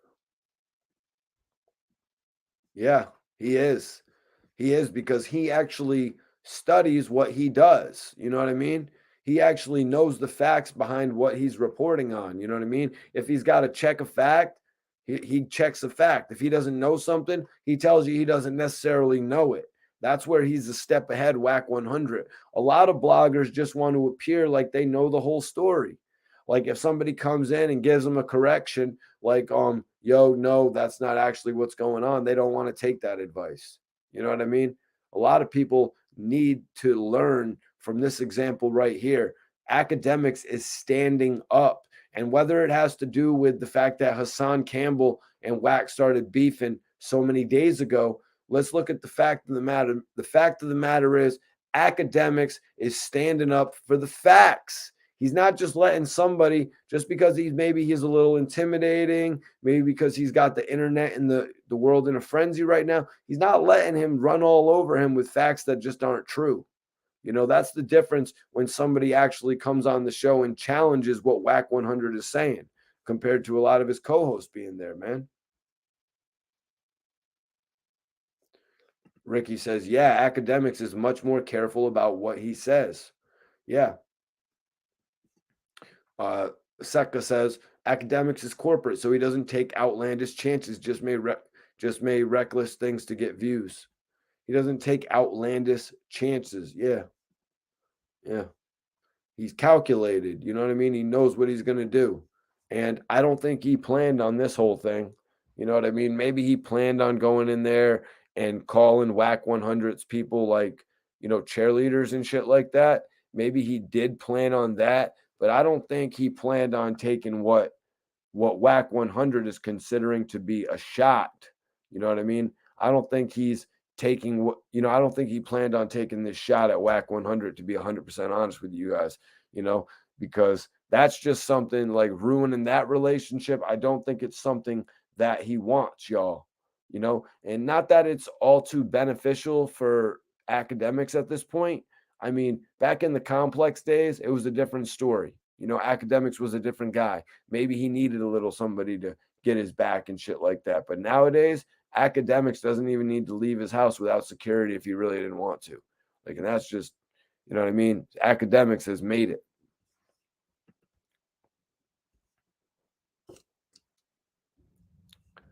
Ricky Moore says, I think Ak was kind of surprised how this whole Hassan thing went. Yeah, me too, bro. I think that, in all honesty, I think that Akademiks wanted these two to pair up and be the dream team. Just my opinion. Just my opinion, though, you guys. That's just my opinion.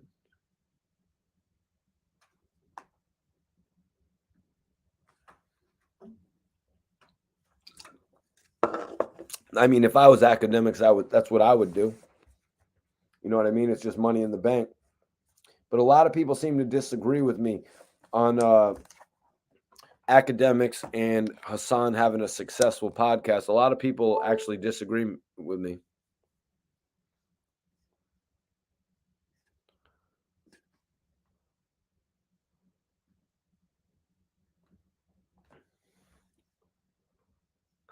See, Graph, what's popping, man? I appreciate you for tapping in. Major salute, major salute. Yeah, it didn't work out like Wack thought because Akademiks is just throwing all this shit in his face. He knows particulars from this case a little bit better than Wack, So Wack said, they told me they had nothing to do with each other, meaning 6ix9ine and Jim Jones. Are you telling me, Ak, that they didn't plan to go to CT to do something to that man? So apparently they were coming to my home state. Apparently they were coming to Connecticut. I heard nothing about this, and I'm just gonna put this out there, man. Actually, never mind. I was just kidding. I'm not even gonna go there. But Axe said, no, that's not the point I'm making. See, this is how you do on the Wack show. Wack said that was shoddy attempting to make our man, we don't gotta say his name, do something. Act came back at him. He said that there was an action that people acted upon, his words or advice, that wasn't true that he got picked up for. Wack asked, was Shadi involved in the Philippe's Chow incident? Wack asked Akademiks point blank, like Akademiks was on trial and Wack was the lawyer, or the prosecutor, however you want to look at it. Wack asked, was Shadi involved in the Philippe's Chow incident? Akademiks answered, yes. Wack said, who did Jim Jones give the order to handle business? Akademiks answered, Shadi. Wack said, I'm gonna rest my case. Akademiks replied to that, but the case had already been rested. The case has rested. But Akademiks replied anyways. But did the chicken come before the egg? Because that happened before he gave him the instructions. That doesn't strike me as odd either. You know what I mean? It doesn't really strike me as odd. Shadi was the type of guy that wanted to be bigger than the establishment. You know what I mean? Doesn't strike me as funny whatsoever that Shadi would go against the grain even when it came to Jim Jones, Mel Matrix. It doesn't really shock me that Shadi would go against the grain. Shadi was setting up his own label. Shadi was looking, he had big dreams. What did they call it in what Desert Storm call it? Street dreams. You know what I'm saying? He had big dreams in the industry. He was taking on relationships with so many different artists. You know what I'm saying? I really don't know how long he would have even kept his ties to those guys. I feel like Shadi was probably just a little bit mad that he wasn't in the Philippe's Chow meeting himself. But Shadi, had he kept his nose clean, Shadi was pretty much going to be the second to 6ix9ine. Shadi was pretty much going to be the only one that blew up under them, aside from 6ix9ine. But the thing about that is Shadi is management. Shadi is the label. So he's going to make an opportunity for several different people to blow up. You know what I'm saying? You just pretty much blew up the plug. Who's going to put on a bunch of carriers? Yo, yo, yo, what up, King Jess? Appreciate you for tapping in. Everybody share this video. Let's go. Let's go.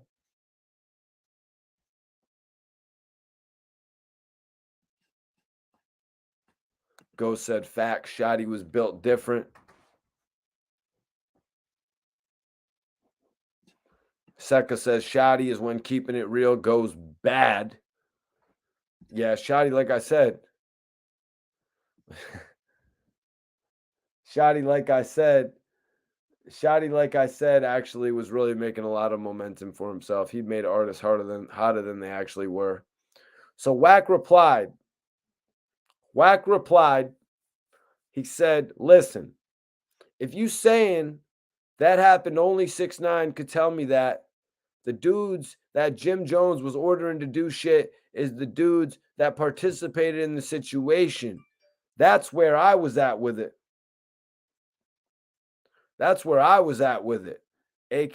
Ack said, it was just an example. I was just trying to show you one instance where I just heard you repeat something wildly incorrect. And just because people would just because people wouldn't Google check it to find out themselves, I heard you say that for months. Every time you mentioned it, I heard you say it for months. Act continued, Wack, the point I'm trying to make is that you frame a whole theory of why Jim Jones wasn't locked up when he did something that was conspiracy. You said he gave an action and there were results that happened. That was false. Akademiks doing this to Wack 100 right on his own podcast, you guys, or his own Clubhouse, exposing him to his own audience. Can you guys believe that shit? Wack said the only reason they didn't do nothing to this boy is because they intercepted the call. But let me get back to that, man. What does that have to do with Wack 100 repeatedly saying false information? What does that actually have to do with that? You know, I'm really failing to realize what that has to do with it. You were saying false information. You messed up that story. That's on you, Wack. That has nothing to do with the call getting intercepted. You even got the timeline wrong. Behind the call. So Axe said, first of all, 6ix9ine knows the call they intercepted was not Jim Jones. It was another call. So I'm wondering, does 6ix9ine just let Wack 100 believe what he wants to believe? You know what I mean? Since Wack 100 believes this theory that sort of makes 6ix9ine look cool, you know what I mean? Or makes him look better because there's other rats in the industry. Is that what makes 6ix9ine not say anything to Wack? Because Wack keeps on spinning that narrative where there's somebody out there who's doing the same shit as 6ix9ine? Not too sure. Not 100% sure. You know what I mean? I'm not walking in these guys' shoes. I'm not in their minds. I'm only in my own. You know what I mean?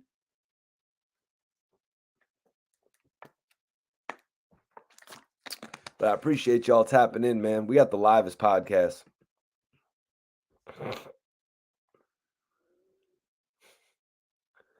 Dave Watkins, something hilarious. He says, I've heard Wack saying about 20 different versions of nearly every story he tells.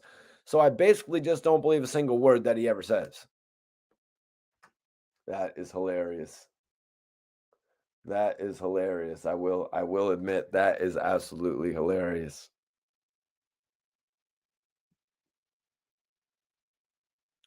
Alex L says, if you were in 6ix9ine's position, would you have snitched? Absolutely not, man. If I was in 6ix9ine's position, I would have rode it out with the rest of the guys. I mean, shit. Do you realize how much records 6ix9ine would have actually pushed if he would have just remained thorough from this whole thing? All those 2 million viewers he had when he came out would have actually really been invested with him the whole time. He kind of ruined it for himself by telling. I know they said that he was going to get 69 years. That sounds a little bit ridiculous to me. You know what I'm saying? Usually when you're getting arrested and going through a felony case and you're going through something, they're going to tell you you're facing a lot of time. And him being a bag boy, he used to bag groceries or something like that at the grocery store, whatever it's called in New York. I know we got Stop and Shop here, Shaw's, they got Publix. What do they got in New York for grocery stores, you guys? What do they got in New York for grocery stores? But yeah, it's kind of how I feel about it.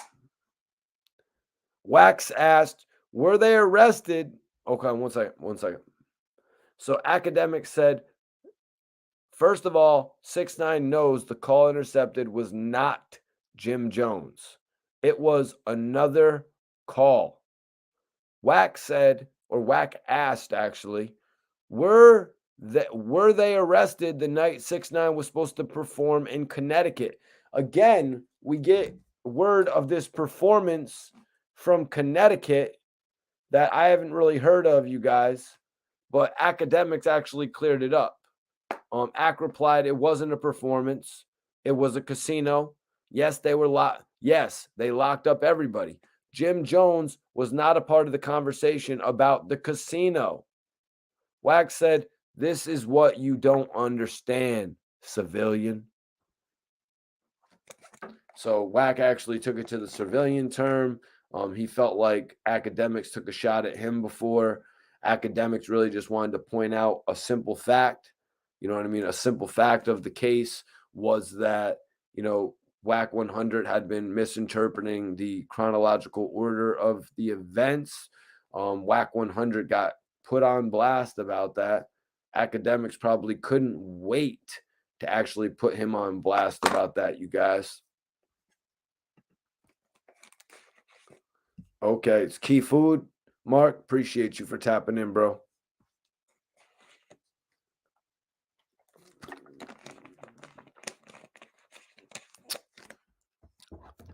So yeah, man, but there was another conversation I wanted to go over with Jim Jones actually calling out Wack 100.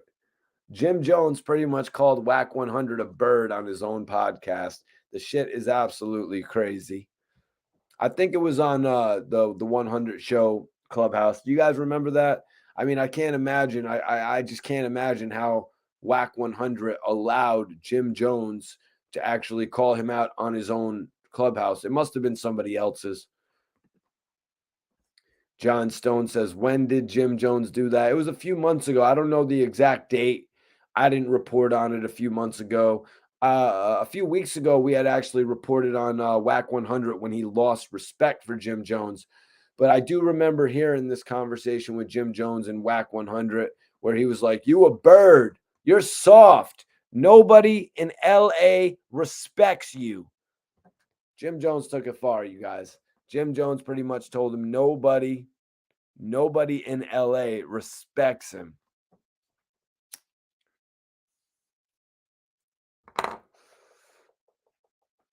Having a little smoke break. What's everyone smoking on tonight?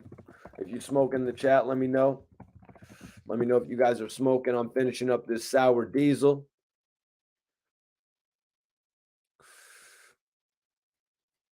Smoking on this sour diesel tonight, you guys.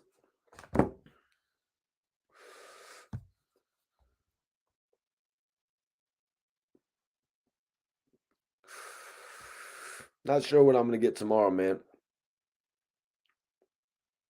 I might get some runts. I might get some cookies. I'm not really sure yet, you guys, just to be 100% honest with you. Ooh, got them Obama runts. Like I said, I didn't run into the Obama runts. I did run into a Obama pen, though. I did run into an Obama pen.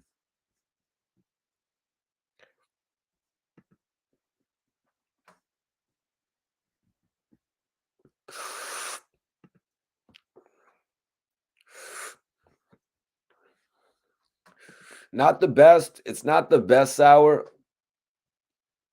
That's it, right? But yo, it hits like some good sour. I won't lie. 24 hours. 24 hours, baby. Skywalker. Okay. All right, Jess. Smoking on that Skywalker. All right. Get that platinum. Platinum sour, Patrick, or platinum cookies? Or platinum kush?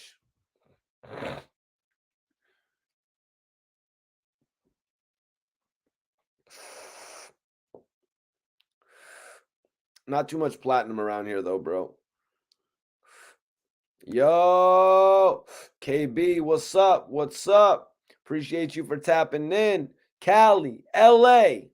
And Jim is right. We don't F with whack. We don't F with whack. Big facts. We don't F with whack. John Stone, gas. OG Gorilla right now. Okay. I love it. Everybody's smoking good on my stream. We're smoking good on my stream, you guys. Let me know before we get back into it. I'm going to go over what Jim Jones had to say about Wack 100. Let me know. What are you guys smoking? I want to know. Skywalker, White Widow. Okay. They be smoking on that White Widow still, I see. Kush or the cookies? Platinum Kush or the platinum cookies? Either one. Yeah, we really don't have that around here. I ain't going to lie. I used to have my pick of the, you know what I mean? I could pick whatever. I used to have my pick in Miami. They would always have some Tahoe OG, some Platinum OG. They'd even have the Blue Dream out in Miami. You know what I mean? You know what I'm saying? Wedding Crasher. Already, Wedding Crasher's all right. I got a quarter of that a couple weeks ago. Actually, I picked up a 14 of that, to be honest with you. I think I only smoked a quarter. I think I had to give some to my brother. Maybe I only gave him an eighth. No, I gave my brother an eighth of that, actually. So I smoked like 3/8 of that. What's your favorite munchies after smoking? I'm not really a munchie guy too much. I usually not really too much of a munchie guy, to be honest with you. Maybe some Reese's and some Red Bull. You know what I mean? Keep it simple. Dewart says he's got some cheesecake. Okay. All right. I remember I was on that velvet cake. That Blue Dream's all right. I like it. Who lives in Wisconsin? Somebody in the chat lives in Wisconsin? Nah, I live in Connecticut, bro. Ooh.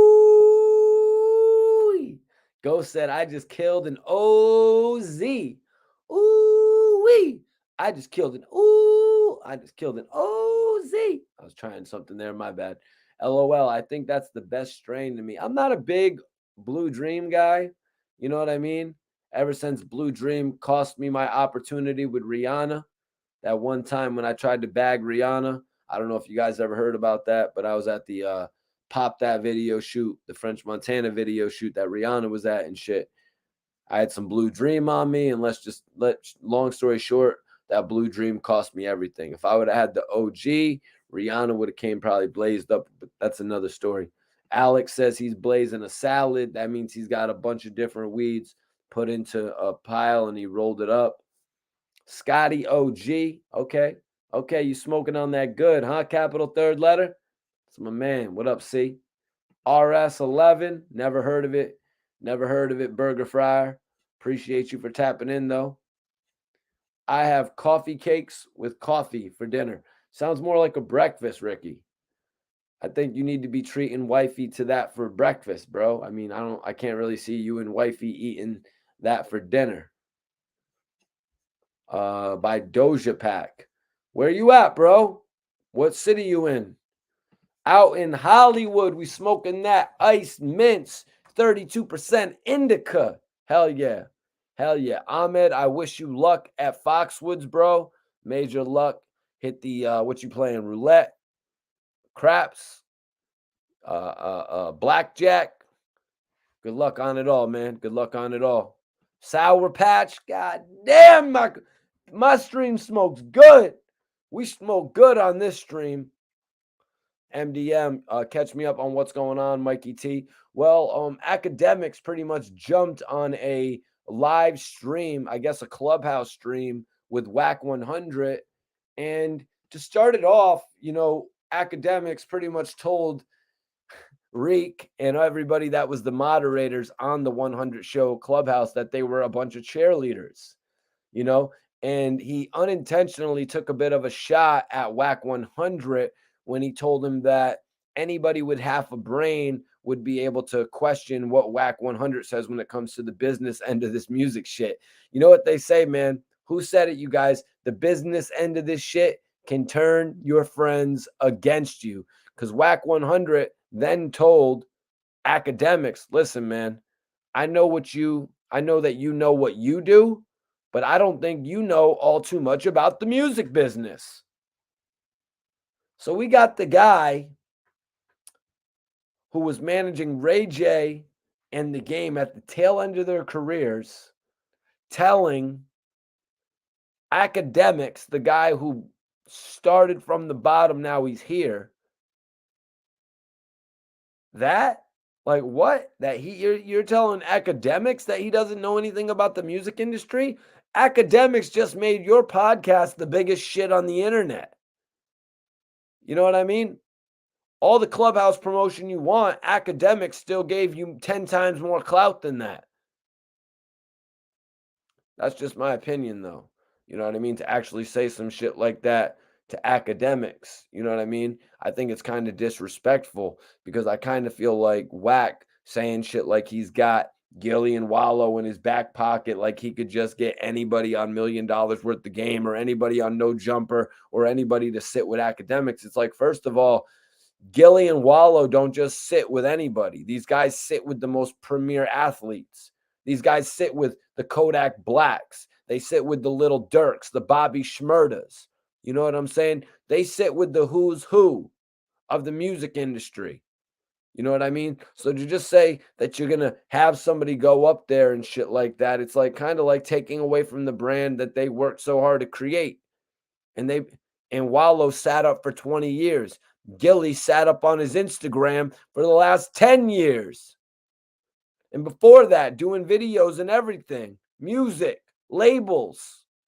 You know what I'm saying? Just like you got to do this shit with a manner of respect. You know what I mean? Because all those guys took Wack 100 in MDM.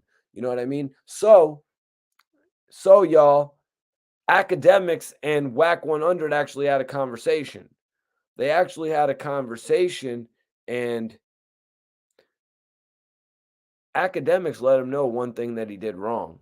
And one of the things that he did wrong, well, Ack actually believes that that Wack had an axe to grind against Jim Jones, and that's why he was saying all that shit. Academics was saying the order of events that Wack 100 was laying down was wrong as well. You know what I'm saying? This whole situation is like crazy because Hassan and Wack just started off going at each other, and now we've got Academics and Wack 100 going at it. Is everything just blowing up in everybody's face right now? MDM smoking on some runts. Yo, what up, what up, what up, Burger Fryer? It's all good, Leak, man. I appreciate that, bro. You got to come back on the channel, man. It's all good.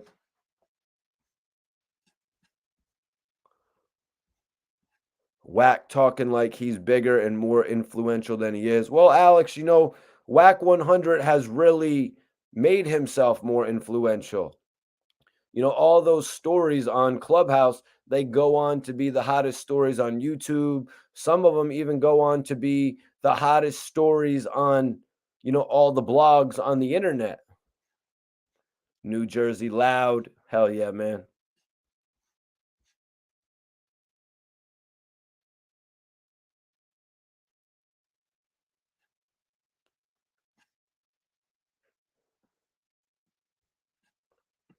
David says Wack has usually got some sort of agenda. I wouldn't trust him as far as I could throw him. Believe that.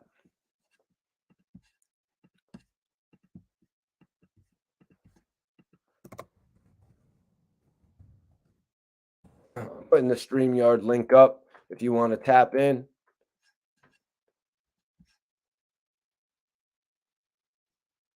Jason, yo, Jason, you're still in here? That's love, bro. That's love.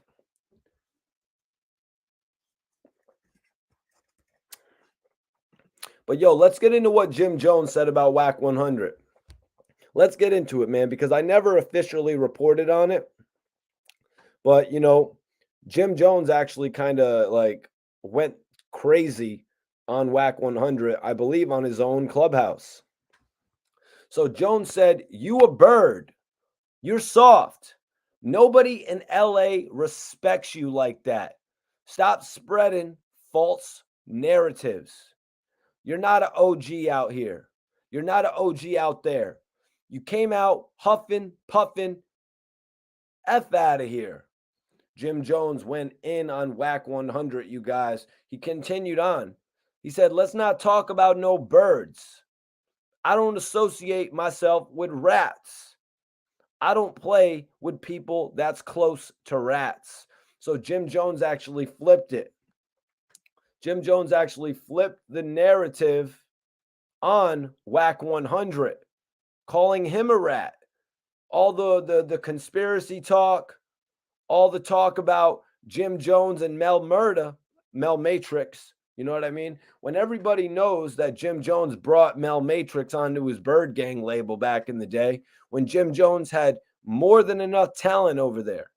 I mean, if you really remember the scene, you know that Jim Jones had more than enough talent at Bird Gang at that point. He had Max B, he had Stack Bundles. You know what I'm saying? Do I really need to go into others? Like Jim Jones had talent at that label. You know what I'm saying? So the fact that he gave Mel Matrix a chance back then, it says a lot. You know what I mean? Bringing guys like Mel Matrix and No into the label and shit like that, when it really could have just worked as a three-man duo. And that's probably would have best suited it if Jim Jones would have played off of Cameron and Joel Santana's and his own entrance into the game and just had Max B and Joel's. You know what I'm saying?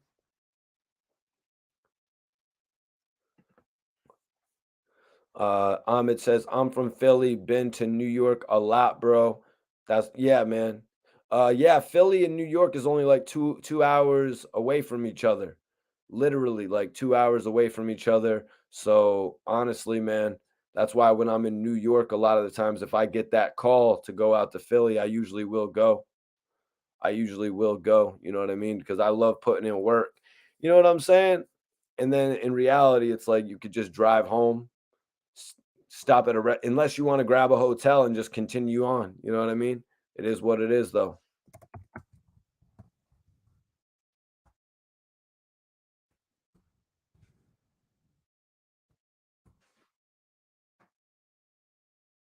Alex, Mikey T, who do you got in your top five? I got a couple different top fives. I mean, shit, if we're talking one of my recent top fives, it would have to be like Max B, AR Rab, Young Thug, Rick Ross. You know what I mean? Uh, well, you know what I mean? If we're talking my current, you know what I'm saying? Because I really mess with all those guys. Like Ross was my favorite for a while. Max B and AR Rab were my favorites for a while. Young Thug was my favorite for a while. You know what I mean? So yeah, I have a lot of favorites. But if we're talking like all time, you know what I mean? All time music, all my favorite albums. I mean, you got the All Eyes on Me album, which doesn't matter. I wasn't even really, I was like, how old was I when that shit dropped? But it doesn't matter because of the fact that you go back and you listen to it nowadays, you see where it stands up in you know what I mean?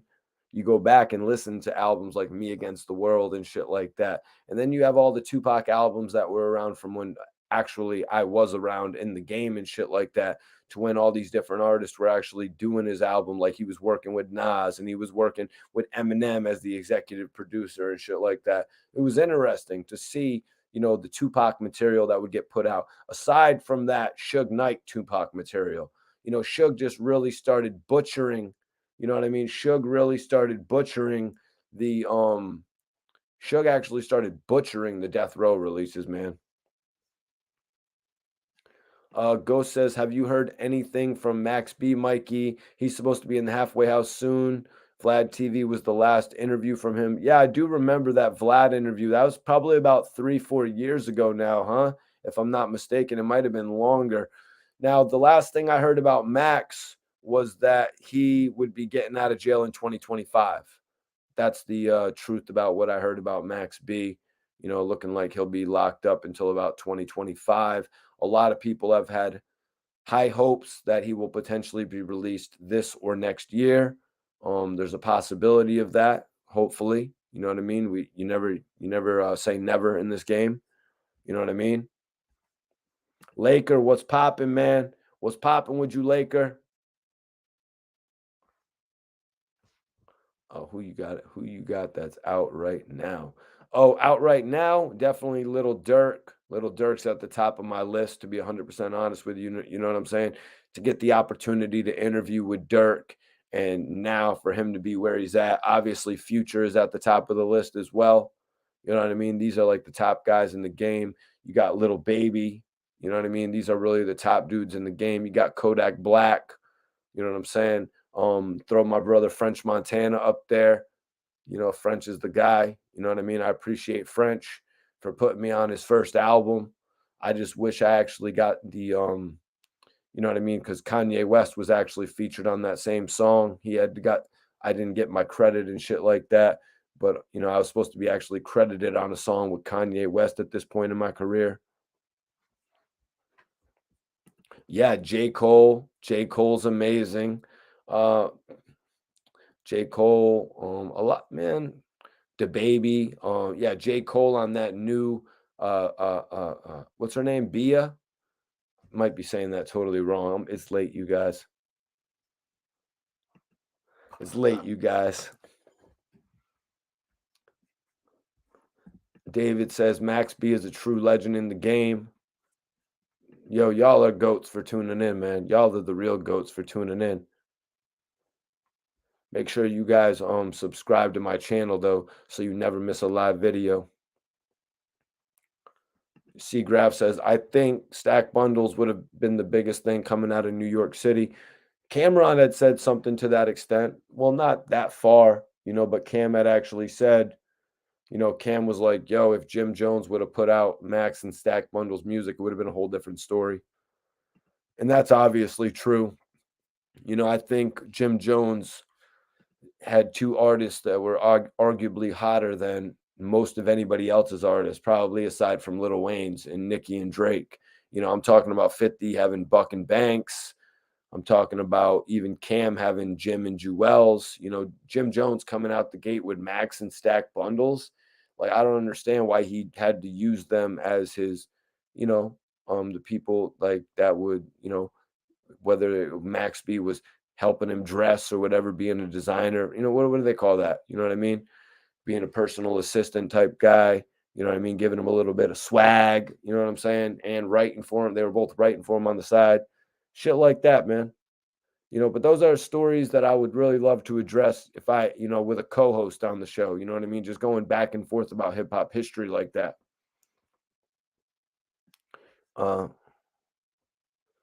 Jesus, Alex, you're doing something right, Alex, when the bots pop in like that, bro. You're doing something right.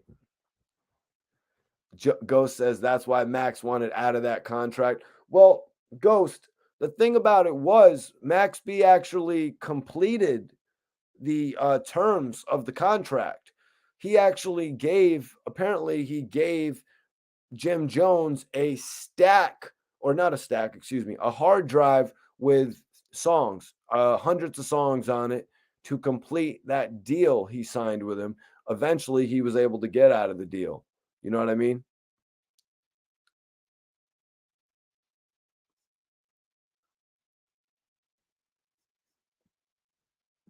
I miss the Wavy Crockett days. Shotgun Burger says Max was disloyal. Some people will feel that. You know what I mean? Jim Jones certainly felt that. You know what I mean? Having invested so much money, or however much money he ended up investing into Max B. I had heard Max B at first signed a deal as an artist, but then he came back and signed a deal as a songwriter. Like he did 2 separate contracts with Jim Jones. Obviously, a lot to analyze there, man. Obviously, a lot to analyze there, you guys.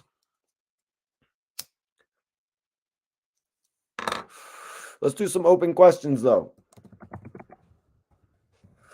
Let's do some open questions, you guys. I want to send it to everybody in the chat. If anybody has any questions they want to ask, if it pertains to the topics tonight,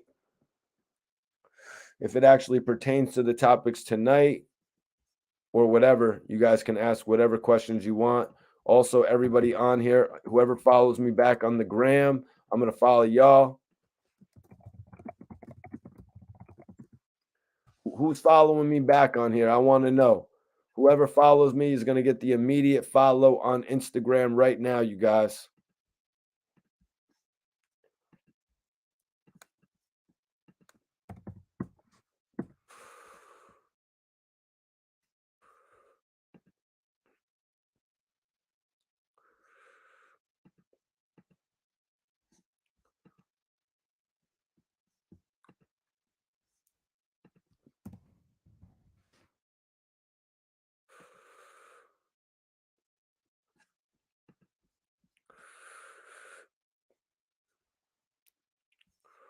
What's your IG? My IG is actually pinned up right now.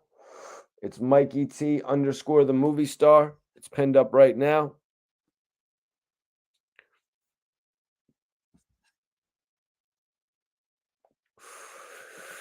What you think about the Taxstone video on $1 million worth of game? I really can't comment on that, man, because I didn't watch the full interview. I did do an interview the other night with Bullet Scotty where he tapped in about that interview. So if you want to you were probably in here though last night, Ghost. Ahmed, who says he's going to the casino in just a short week. First of all, Ahmed, I want to wish you luck at the casino. Hopefully you bring home that bag, my brother. Hopefully you bring home that bag. But he hit me with a $20 super chat, and I am most appreciative to that super chat, bro. That is love right there. Ahmed says, salute, bro. You think Wack working with the authorities behind the scenes? I mean, honestly, bro, I think that's a inaccurate thing that a lot of trolls say. You know what I mean? I think that's an inaccurate thing that a lot of trolls say. Now, the fact that Wack 100 seems to, like, at one point the other day, we were covering the fact that 6ix9ine did a video when he was walking Perkiom back to his car. Wack 100 said, you need to put that video out. You need to send that video out. I don't know who Wack 100 was talking about, Ahmed. Was he talking about 6ix9ine sending that video of him and Perkiom when he walked Perkiom to his car to the feds just so the feds knew he didn't do anything crazy to the kid? Just so they knew nothing resulted in anything from that video? You know, that runs through my mind. You know what I mean? But I don't know if any other blogger has touched on that, but I'm certainly going to let you know what's running through my mind on that situation. So in that realm, it's likely that Wack 100 knows that 6ix9ine is still dealing with the feds. But I don't think personally, man. Obviously not. Wack 100 is more thorough than that. Yo, Burger Fry, appreciate you, bro. I'm going to follow you back. Like I said, everybody in here that follows me right now on the gram, I'm going to follow you guys back. What up, Wescobar season? We got Bridgeport in the building. Major salute. That's my city right there. Well, that's my state, I should say. One of the dopest cities in my state of Connecticut. CT family in the building. Major salute to you, bro. Ghost says, do you watch Kofi and Kush podcast with Kev Gills? He has a picture of Wack when he was in the police academy. What? You got to be kidding me, man. Oh my God. If that's facts, man, hit my DM with that. We'll be reacting to that shit. That's too funny, man. James Brown, my guy right there. Buffalo's in the building. Buffalo's in here, man. Mikey T, we need you back on tour. Yo, man, let me think. Well, to be honest with you, man, I just got invited out to a Sleepy Hollow show. Salute to my big bro, always having me out to all of his venues and shit like that. I just got invited out to the Sleepy Hollow joint, you guys. A lot of other shows I would like to go to, video shoots that I would like to go to as well. Now that it's getting warm out there, I ain't gonna lie. In the wintertime, I don't like to go anywhere aside from Florida. You know what I mean? I don't like to go anywhere besides somewhere tropical. I mean, I did find myself going to New York and New Jersey a few times. You know what I'm saying? Traveling outside a little bit. But when that snow hits the ground and that ice starts hitting the highway, it's a little bit difficult to travel. But I'm always down to go somewhere warm. You know what I mean? But honestly, with doing Zoom interviews, it's not even a matter of traveling anymore. You know what I mean? It's not even really a matter of traveling. It's a matter of just being able to connect with somebody.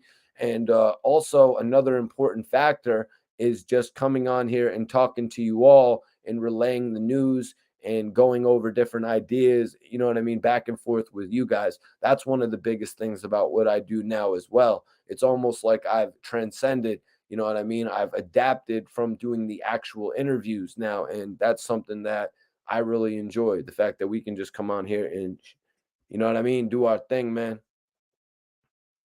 Free Chef G's. Exactly, Ghost. You know what it is. Free Chef G's. Dope, fire, can't wait on it. I'm working on it, no cap. That's what's up. That's what I'm talking about. Do it. Um, well, David, man, I guess I've seen that picture before, and it just didn't really do it for me then, bro. I guess I saw that Academy picture of Whack 100, and it just didn't do it for me.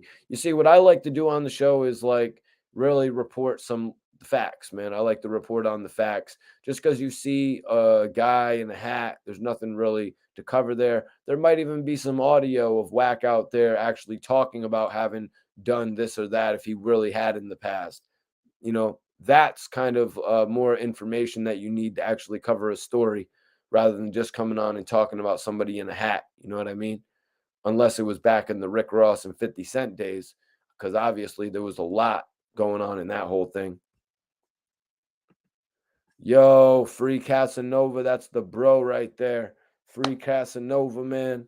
That is definitely the bro. Appreciate him for giving me an opportunity. We did an interview back in the day. And you know what I mean? He gave me some love back in the day, and that shit was real. I always appreciated the fact that he did an interview with me when he was literally at his biggest point after not his biggest point, because he would obviously go on to become like a major celebrity, but Casanova actually gave me an opportunity when he was really rising in the ranks. Shit like that matters to me. You know what I mean? I always take advantage of opportunities that I'm given. You know what I mean? Not them all, you know what I mean? But I try my hardest, you know what I mean, to put out the best content. The fact that I'm able to link up with some of these dudes, you know what I'm saying? It kind of blows my mind. I'm like, yo, damn, the fact that I was able to link up with Hollow the Don right before he battled Joe Budden, you know what I mean? Like, we're doing some major shit here. We're really changing and shifting the culture in a great way. Yeah, I would like to interview some of the FBG boys, especially you know what I mean? I would like a couple of them dudes I would not mind interviewing. I'd like to interview some of the Chicago cats and shit like that. You know what I mean? That would be dope. That would definitely be dope. You got a lot of people out there making noise in Chicago. King Yella just came home. My guy, Big Chuck, is really doing his thing though, covering all that content. I believe they just had Easy the Block Captain on the show tonight. So that's pretty dope. The fact that Easy the Block Captain has his new album, Himothy, out. I believe it's out now, or it'll be releasing soon. And he's actually just coming off of the Bel Air show.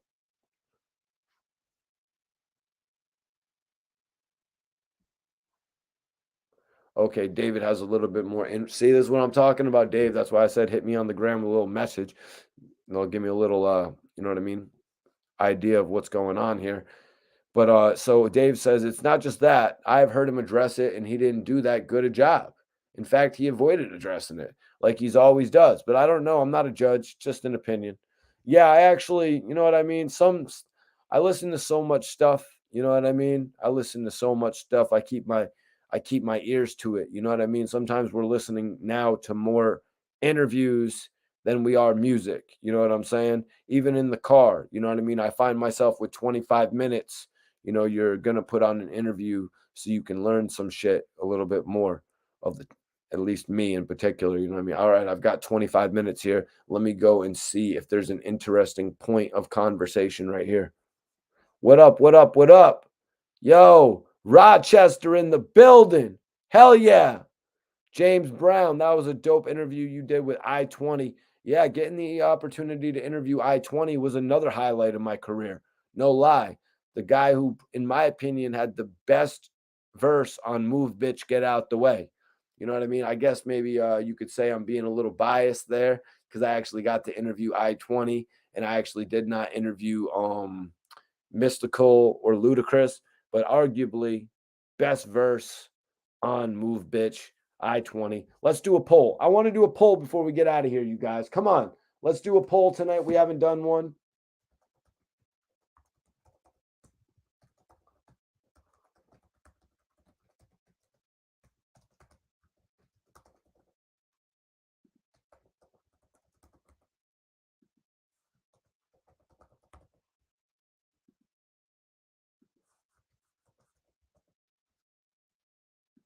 I'm putting up this poll. Let me see if there's a more appropriate title name here. Nope, that's the only title name, Move Bitch. Who had the best verse on Move Bitch, you guys? I think I spelled mystical wrong. Yeah, I-20 was definitely dope, man. What was his debut album called? Self-Explanatory? Is that what his debut album was called?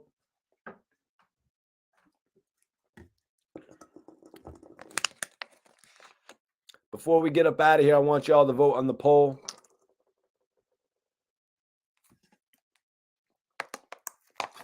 Who had the best verse on Move Bitch? Last thing we're going to do tonight, you guys. I just want everybody to vote in the poll. And make sure you're subscribed to the channel. Everybody in here, make sure you're subscribed to the channel. Make sure you hit the notification bell so you never miss one of my videos. What do you mean? Oh, shit. Are you kidding me? How doesn't... Yo, are you guys crazy? Mystical had probably one of the dopest verses in there. You know, where he's like, here I come. Here I come. But I-20 was dope on that shit. You know what I mean? So, I mean, it's hard, man, because that song right there, man, I really would have invested some stock in the I-20, man. You know what I mean? But Disturbing the Peace, you know what I mean? They had some good artists on their label. Let's think about some of the artists while everybody votes in the poll right now. This is your chance. We got 120 people in here. Everybody vote in the poll before we get up out of here, you guys. The poll's up. It's interactive. It's for you guys. You know, Ludacris had Chingy. He had Chingy on his label. He had Bobby Valentino on his label. They had to deal with I-20 as well. So that's like 3 different artists right there alone that all released albums that came from Disturbing the Peace. Yep, Ahmed, they had Chingy. Who else did they have? I know they had Shauna, and Ludacris actually went on to release the Best of Both Worlds album with Shauna. So I guess that counts as something Ghost, right? Did they have anybody else? Man, I really appreciate everybody for tapping in tonight. Make sure y'all tuned in for my next live video. Make sure you guys don't miss it. How do we not miss the video, Mikey T? Subscribe to the channel. Hit the notification bell. Also, if you want another way to keep in contact with me, just go hit that link. Hit that link that's pinned up right now. Hit the link that's pinned up, and you guys will follow me on Instagram, and I'll follow you all back. Yep, they also had Smoke signed what Players, what was it? No. What was that group called? Was it called Players Circle? No, that was 2 Chainz' group, Players Circle. Yep, that was the hip hop duo. But no, what was the other group where they actually released the album? They actually released the album. Ludacris signs. What was it?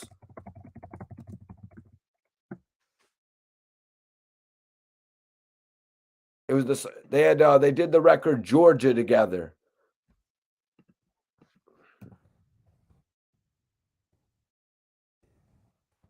That was a dope ass song. I was actually, yeah, Field Mob. Ludacris actually signed Field Mob for an album. Yep. Yep. So T.I. had a lot of people signed to Def Jam South, which was disturbing the peace. Yeah, man.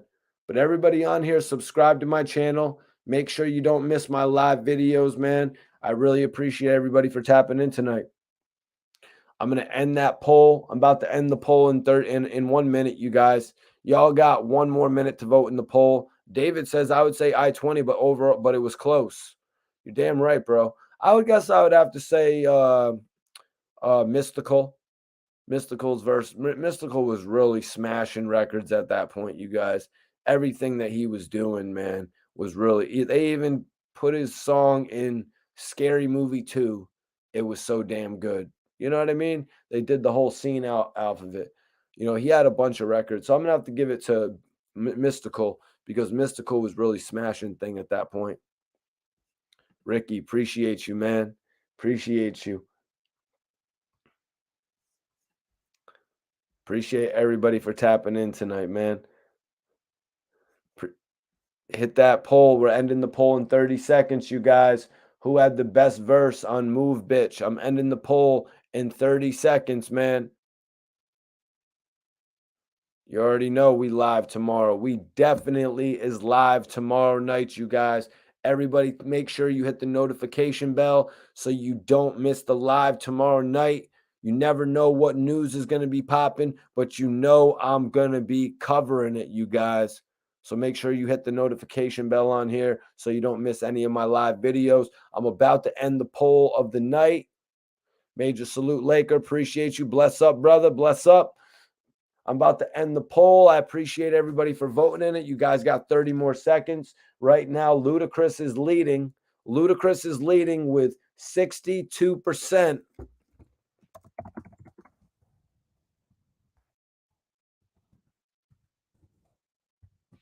Ludacris is leading 62%. Mystical is in third place, 17%. And I-20, 21%. Okay, guys, vote in the poll right now. The numbers are still changing.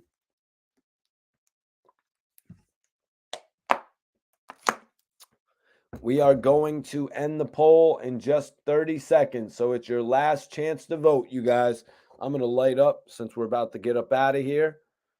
Everybody make sure you tap in tomorrow night at 10:30 for the discussion. Remember, I'm the blogger that talks to each and every one of his supporters. We're in this shit together, man. I definitely appreciate you all. All right. It's looking like Ludacris has the best verse on Move Bitch, followed by I-20. Ludacris has 64%, I-20 with 20%, and Mystical with 16%. Well, I definitely appreciate everybody for tapping in.